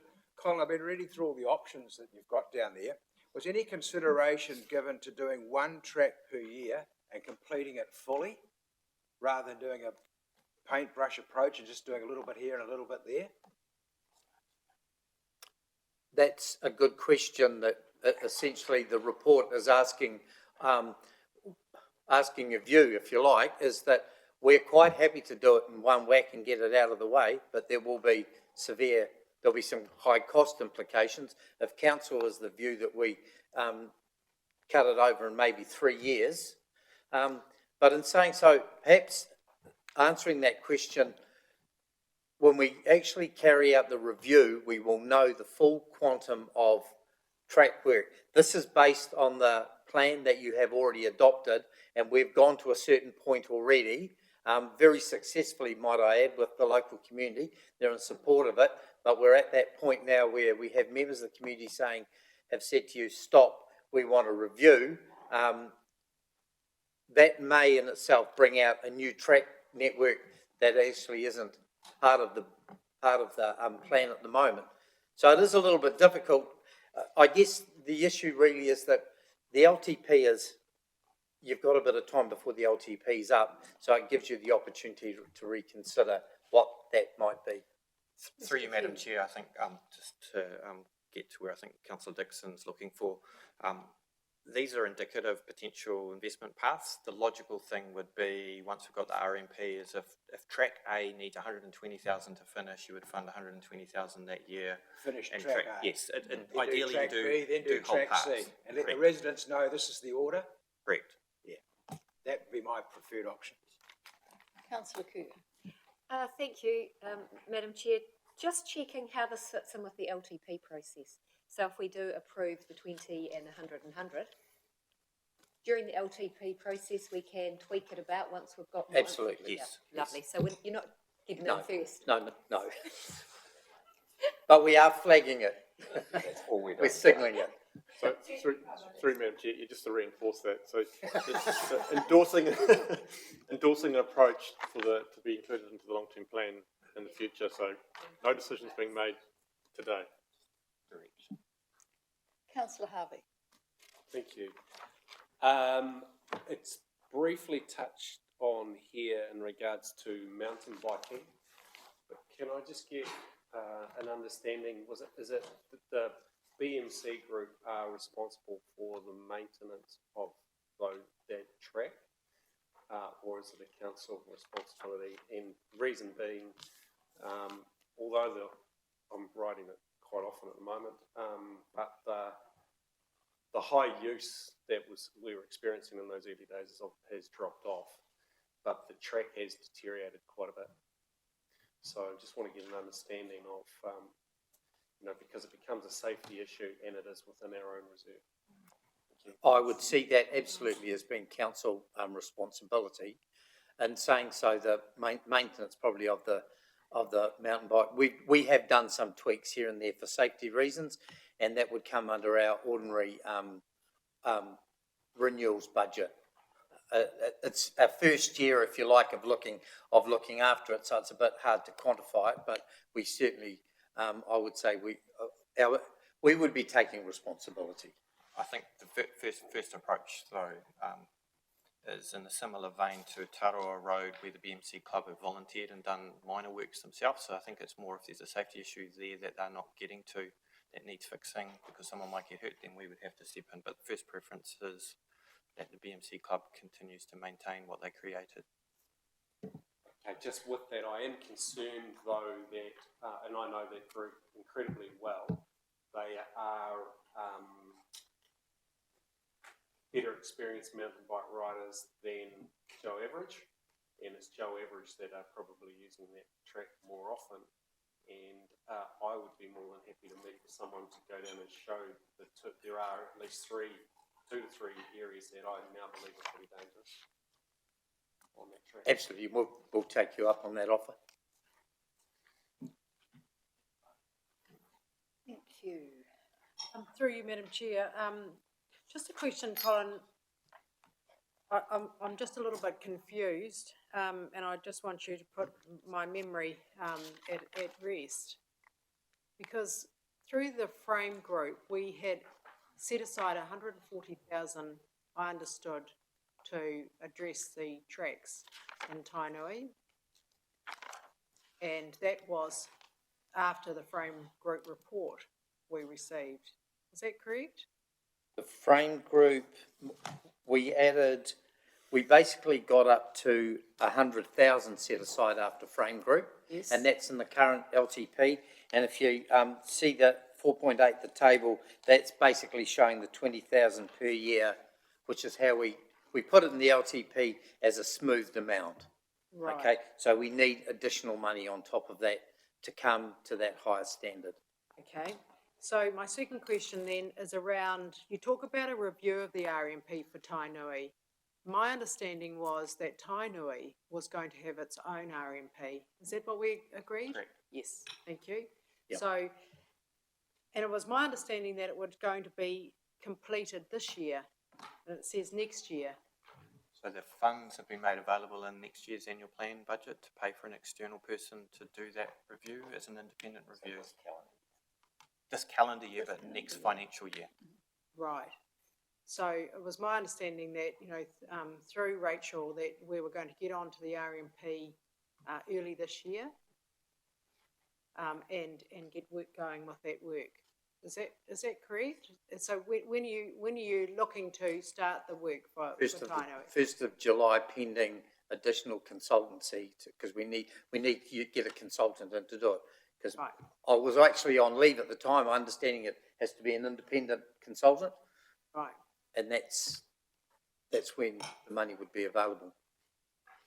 Okay. So it's a separate RMP for Tainui Reserve, and it's going to start in the middle of this year. Correct. Thank you.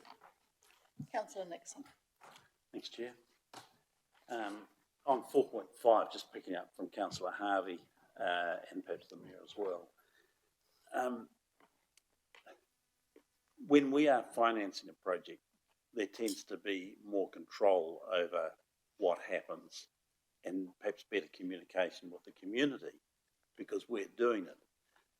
In the case of the track that runs down past the reservoirs, it seemed to be built, we might have approved it, but it seemed to be built somewhat ad hoc, it seemed to me, and caused a bit of consternation amongst some of the locals. I just want to make sure that looking ahead that we don't get trapped again, that we've sort of approved in principle something like that. It gets built because it's been privately financed, and then we really don't have the control, because there were aspects of that track I didn't approve of either, particularly the merging of pedestrians and mountain bikes, because having walked down there, it's close to my home, yeah, they go hurtling past, it's not good. How do we get around that? Through you, Madam Chair, there's definitely some lessons learnt through that process around a deeper control and oversight of when community groups are working with us, just to make sure we keep a level of control, and importantly communication, which is where we fell over. Because we had situations, and I think it might have been Tanner Street, where a digger turned up and nobody was even knew, I think it was Tanner, Correct. Knew that was going to happen, and we could have well had another track built where either we didn't realise or we hadn't coordinated with our own plans. I think just, yeah, I'm really making a point rather than a question that we need to tighten up our controls to make sure these ad hoc developments don't tread across our own plans. Agreed. Councillor Sholem. Thank you, Madam Chair. Through you, I made note of the comment that some of the materials that we needed to access for some of the proposed tracks, we've had trouble accessing. And so my question is, will time compound that? Will costs increase, and will it become harder to access that material as time goes on?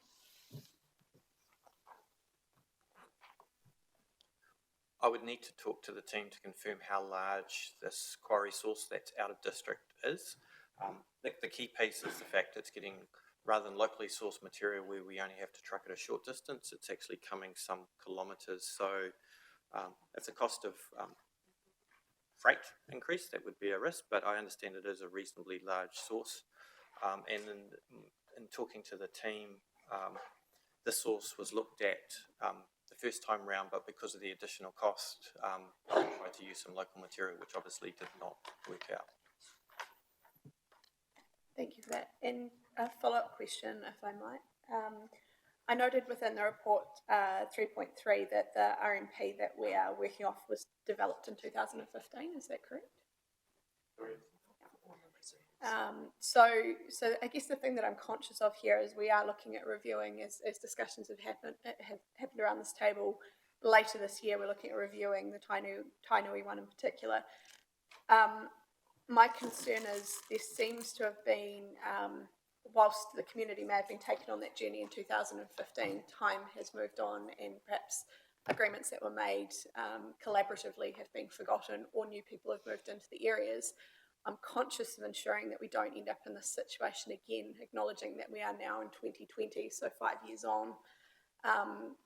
With that in mind, I think what I would certainly support, and I understand we have to go through that long-term plan process yet, is progressing the tracks in the model that Councillor Dixon has suggested, which is getting chunks of them done at once and trying to progress them as quickly as possible, whilst also acknowledging that we have a number of other reserves and parks throughout our district that also need attention and budget.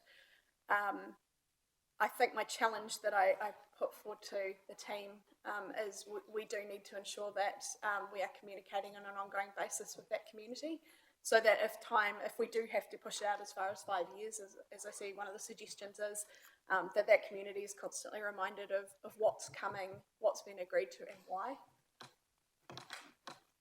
Could I just comment on, the review is only within 5 years, and that is not the norm. I would suggest, somewhat tongue-in-cheek, that there are some unique factors around the Tainui Reserve that have put council and us in this position.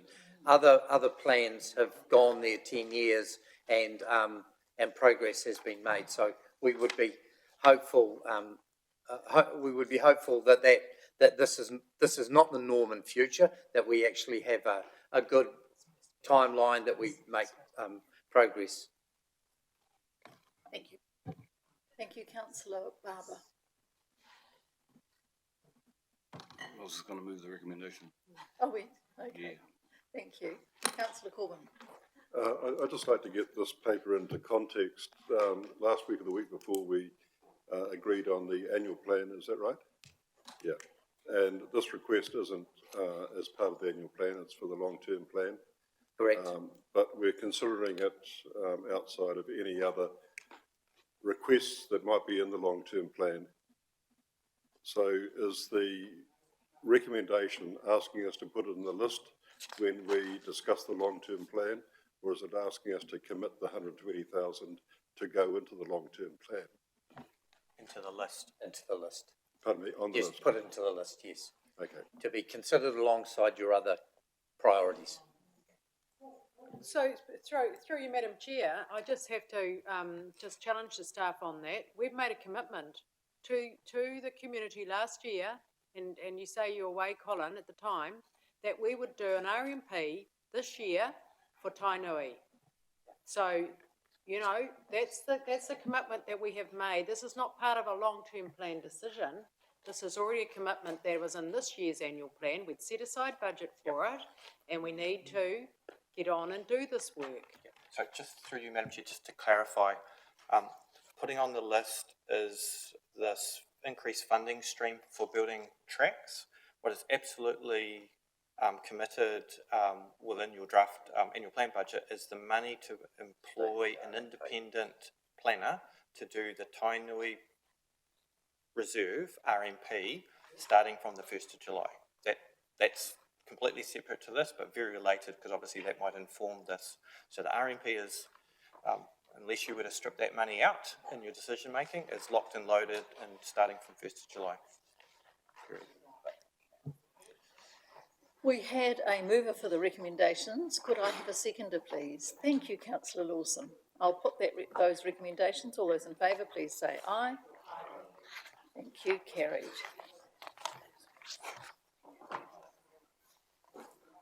Mr. O'Shaughnessy.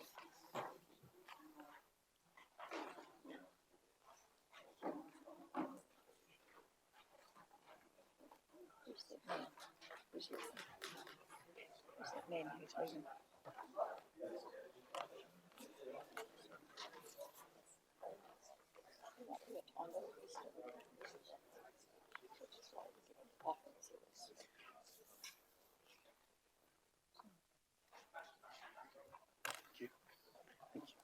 Madam Chair. Good afternoon, Mayor and councillors. The item there is before you in terms of your accreditation update. There's probably one thing I do want to highlight. You'll notice over in the recommendations that we actually go back to INs through the Chief Executive on one particular item, and it's about these compliance schedules. Now, I've got a very technical one-page memo about it, but I'll try and summarise it in common sense terms, is that at the moment, when you go through a building consent process, often you end up with different, effectively technical specified details that you submit at the end that might not have been the specified systems you put in your consent. And how the staff deal with them at the present is they do a minor variation. And a minor variation doesn't cost the applicant anything. It's just varied on the forms and then it's sent out. What IENS are actually wanting us to do now is that they want us to make sure that everything that's submitted in the application is exactly matched at the other end. Now, we've got consents in progress. So we've got people that have been issued consents, they've done the physical work, and then we're going to go back to them and say they have to redo this initial stuff. Well, I don't think so. And, well, we might get told off for it, but it doesn't make sense because when we can deal with it with a minor variation. So that's what we're suggesting we should do, because I know it might be, it's okay when you get a new consent and you can follow through it and everyone knows the rules, but if you're partway through a consent and then you do this, we have enough issues with asking people for information without going down this route. So I think Nigel's going to attempt to see if we can get some leniency on this particular, or these two non-compliances, but that may mean we might have to extend out our period for getting these compliances done. So it's not much, just through you, it's not so much about seeking leniency from MB, but I think actually going to the regulators, because I think what we're concerned about with this particular one area, it just truly looks like bureaucracy gone mad. And is also an area that potentially we've got a view is not even compliant with the Building Act, what we're being asked to do. And that other than being driven to, well, let's just do everything we're told to by the accreditation agency, is to actually say, no, on this one, we actually want to elevate this to MB and have a conversation and understand, and it's one that I think is well worth taking the time and actually challenging a wee bit, because fear that what we're going to do is kind of impose a whole lot of additional cost on developers that on the face of it is not warranted. Thank you, Councillor Kerr. Thank you. So, Mr. O'Shaughnessy, do you need us to change the recommendations to specifically instruct the chief or to request? You're just happy to run with it? We'll receive the report, the recommendations as they are, which is simply to receive the report. And I think isn't there a secondary one about 4.7?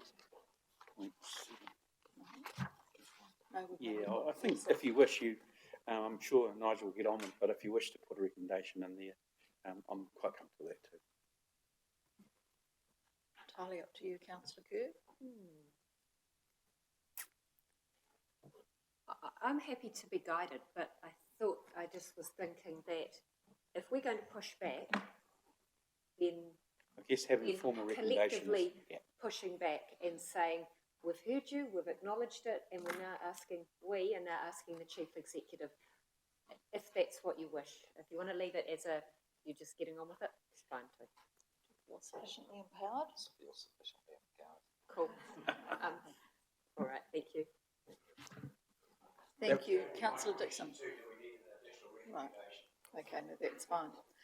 Could I? I'd like to move the recommendations and just note a minor change, and in the recommendations it says noting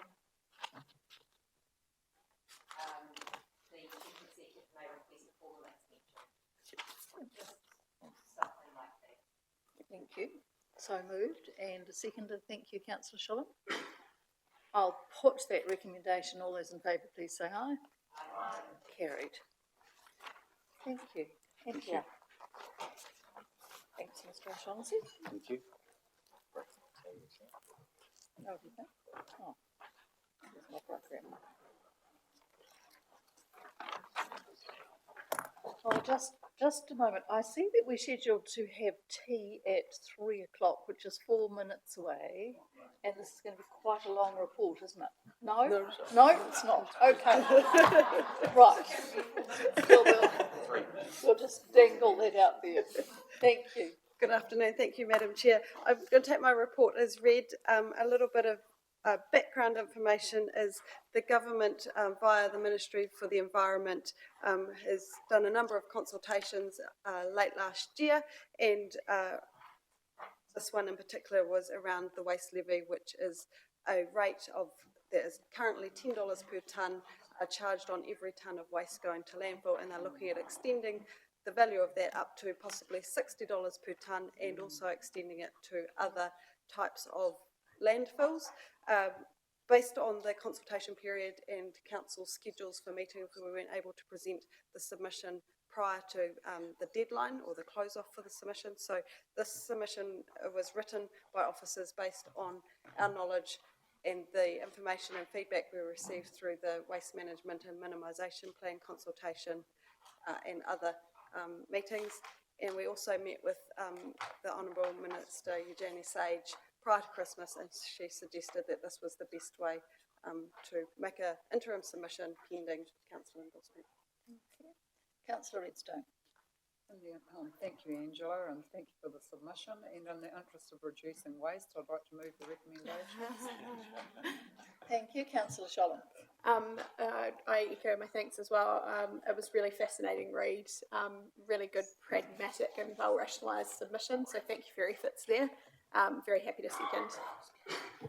Thank you. I'm going to put those two recommendations. A quick question. Quick question, If Councillor this Pearce. does come into effect, will we get caught short? Like, will it come in partway through a year where we've already set our fees?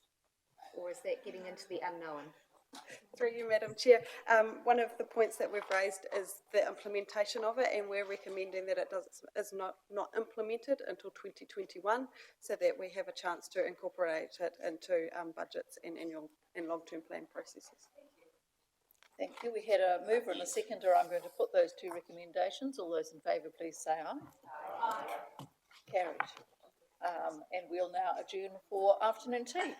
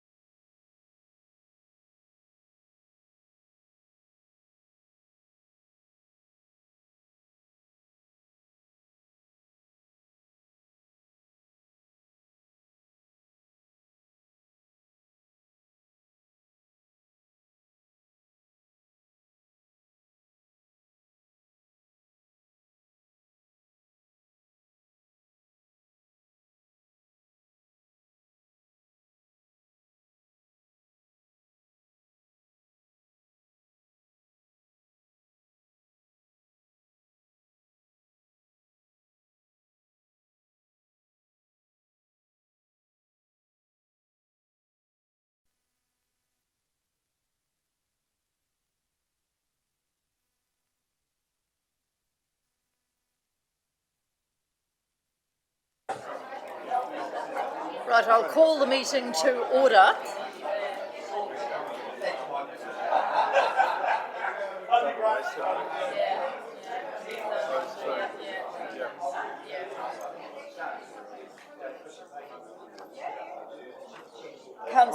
Councillor Dixon, could you return to the table, please? All right.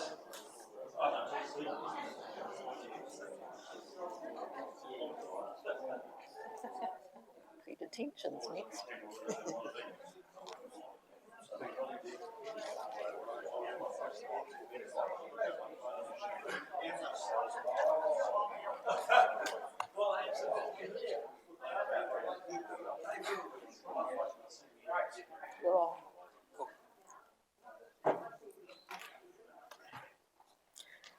We'll continue with item 11 and Mr Payne to present. Good afternoon, councillors. I'd like to take this opportunity to introduce to you Mr Troy Casey. He's our new animal control team leader.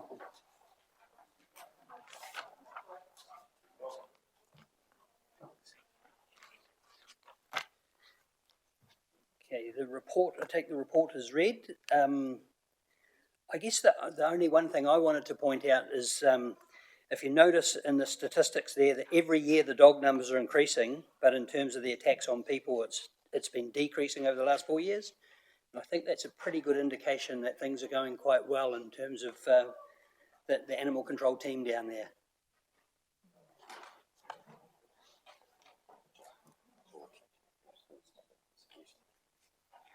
Yeah, and also we're at the point at the moment where we're doing a number of prosecutions, especially in particular around stock worrying. There's been quite a spate of stock worrying. They tend to have happened after the 1st of July, which comes into the following year's report, not actually this year's report. But as you can see, the prosecution numbers are up because we've had a number of attacks on people and attacks on stock. The 15 is not a clear indication because a lot of times there are multiple offences when one issue happens. Like, for example, dogs worrying stock, it will also be, prosecution will be filed for failing to keep under control, unregistered at the same time as well, and they all get lumped in together. But it comes at a cost as well. A lot of times the court orders reparation to the victim or the stock owner, but often not a fine, which is where we are likely to recoup some of our costs. So we incur a bit of legal cost as well, which can be quite significant. Yeah, any questions? Thank you, Councillor Sholland. A comment, if I may, Madam Chair. I'd just like to say thank you to the team. My husband had reason to lodge a complaint earlier this month, and I have to say the communication that he received was fantastic, including follow-up letters to let us know where things were at, and everything has been resolved wonderfully, and that's a really great working example of how your team does things. Everything was done in a non-confrontational manner, and a positive outcome was sought, and so just praise from me. Thank you. Thank you. Councillor Redstone. Thank you, John. I just question on impounds versus claimed. I see impounds have gone up and claimed have gone down. Is that due to the cost of claiming them, or what do you think it might Not be? necessarily. The claim rate that you see there is actually, as far as we're concerned, is 100% successful, because everything that's been suitable for adoption that has remained unclaimed has been home placed. Unfortunately, there's a lot of dogs that are not suitable, and the last thing we want to do is put those back out in the community. That was my next question. How many of those would there be, or what sort of percentage? Yeah, so that percentage there, 64, the remaining 36, not suitable. Thank you, Councillor Kerr. With regard to complaint type, roaming has gone up in the last 3 years from 1,500 to 2,000, so see that as significant. I'm just interested in what you think might be the reasons behind such a rise. I think a lot of that's actually got to do with the staff themselves being a lot more proactive.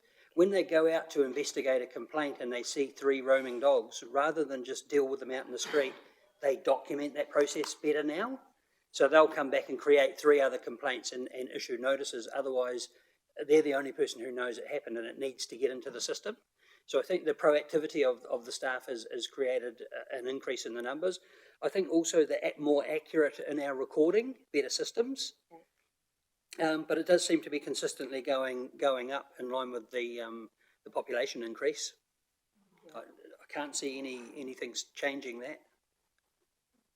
Just, if there's a reason for some of these jumps, like improved reporting, it would be quite good to have that just tucked in there.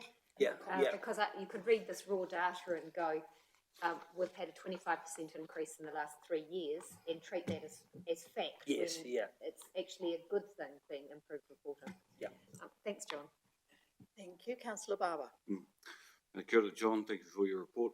Just in terms of the, I guess, the judicial process when the dog gets taken in, and if it goes to a, like a court hearing and that, is that clear, the process that the council follows, is that clear to the owner of the dog?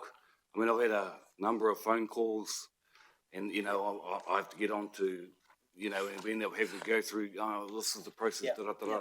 But, is that clear It is, and most of it actually requires a prescribed form under the legislation, so that makes sure that they are informed of everything that how the process is going to work.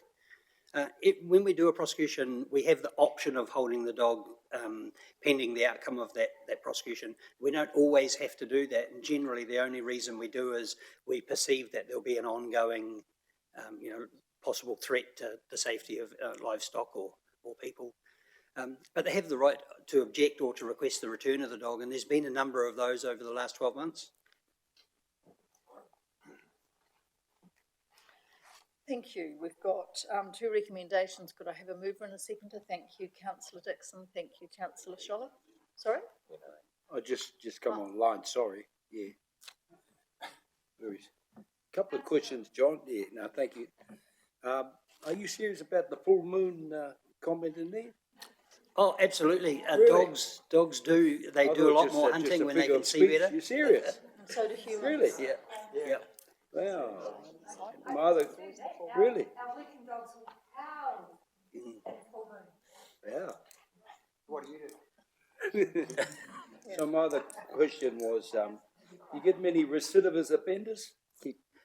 I think, seriously, I think it's getting better, but we definitely do. But I think when people see that we're firm but we're fair, but we don't drop issues, we'll make sure we follow through on them. And I think we're starting to see the benefits of that, where people are saying, I think council's going to, if we keep doing the way we're doing, council's going to take further action.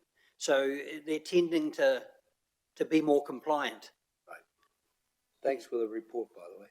Great. Thank you. We had a mover and a seconder. I'm going to put those recommendations. All those in favour, please say aye. Aye. Against? Carried. Thank you. Thank you, John.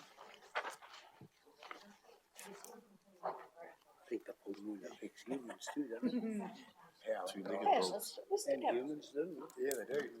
The 2-legged dogs. Afternoon, councillors. I'll take the covering report as read, just acknowledging that the group manager of Hawke's Bay Civil Defence here, Ian McDonald's here to answer any questions and to take you through the report if you need to. So, yeah, happy to take questions or comments. Thank you. Questions?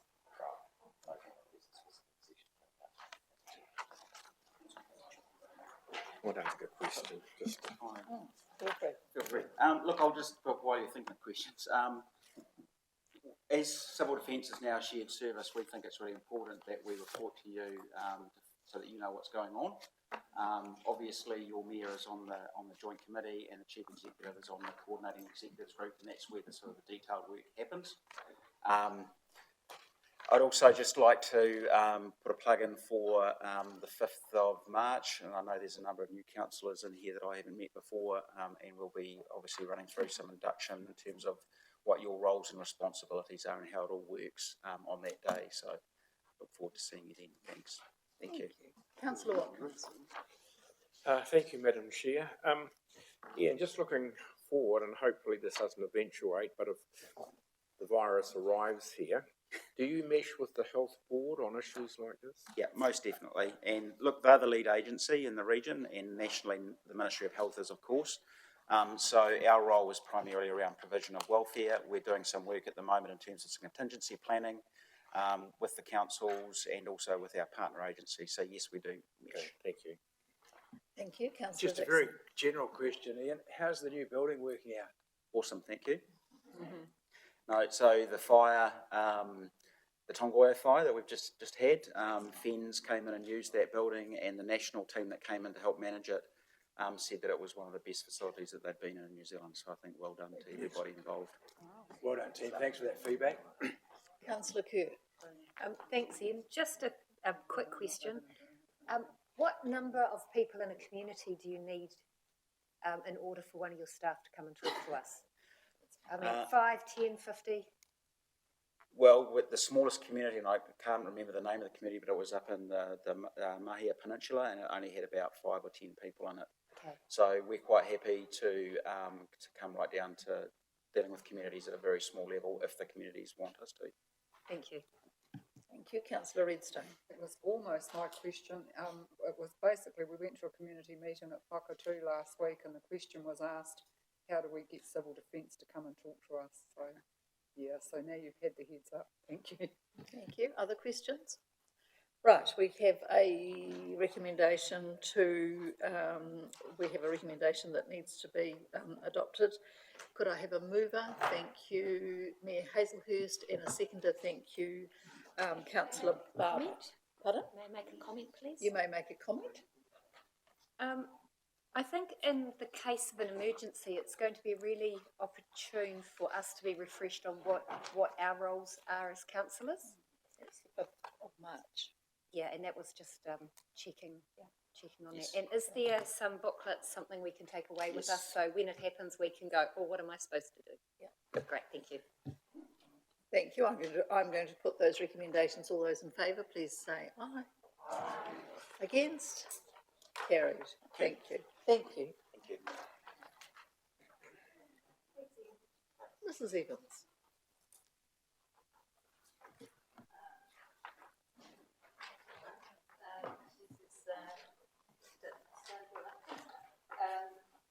So this report is the official information requests received. It's now coming to this committee as operations and monitoring rather than full council. I take questions if there are any. Councillor Scholem. Thank you for this report. I'm happy to remove the recommendations. Thank you, councillor Redstone. Thank you. Are there any other questions or comments?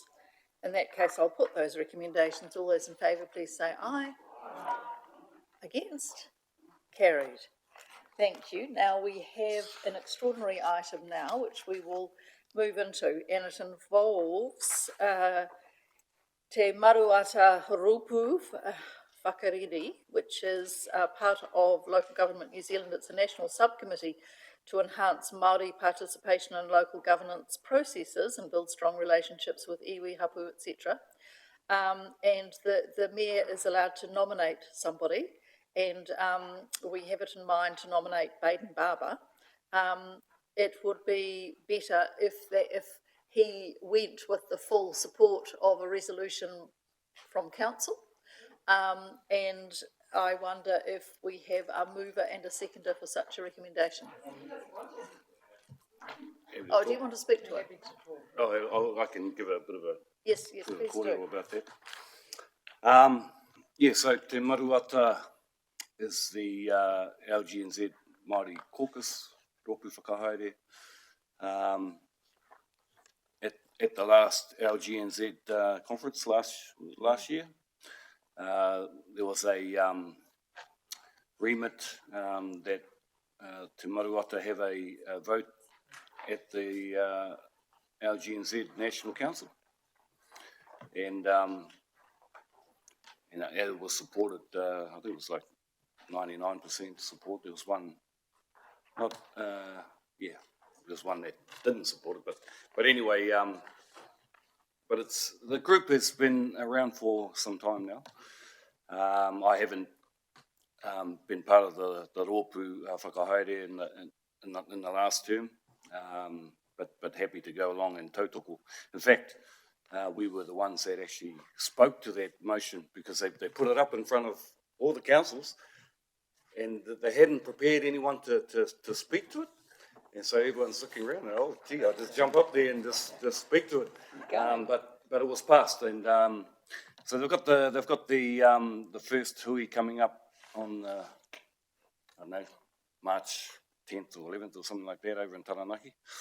And that's where they have the elections for that group. But you have to be nominated either by, your council or the mayor can do a nomination. But it's better to come to the table. And basically it's about ensuring that Māori issues are at the fore with the National Council, LGNZ National Council. And considering the experience that, we've been through and the leadership that Hastings has showed with our standing committees having Māori voices, I can give that kōrero to other councils because I've had heaps of emails and stuff come through my email about how we did it and people wanting to learn and I thought there's an opportunity for me to pass some of that knowledge on to other councils, so that's where you do it. She may have been on it back in the day, but she wasn't in the last, not in the last triennial. Yeah, so nominations need to be in by sometime this month, end of the month, and then the election will take place at that hui over in Taranaki. So I'm looking for a nomination. And we expect you to return from Taranaki as the kai whakahaere. Oh, no, well, it's to be part of that group. Group of 8. The chair of that group is I guess elected amongst the group. Yeah. But that'll happen. I'll be able to say who is the chair when we come back. But really, I'm wanting to be part of the Rōpū. Yeah.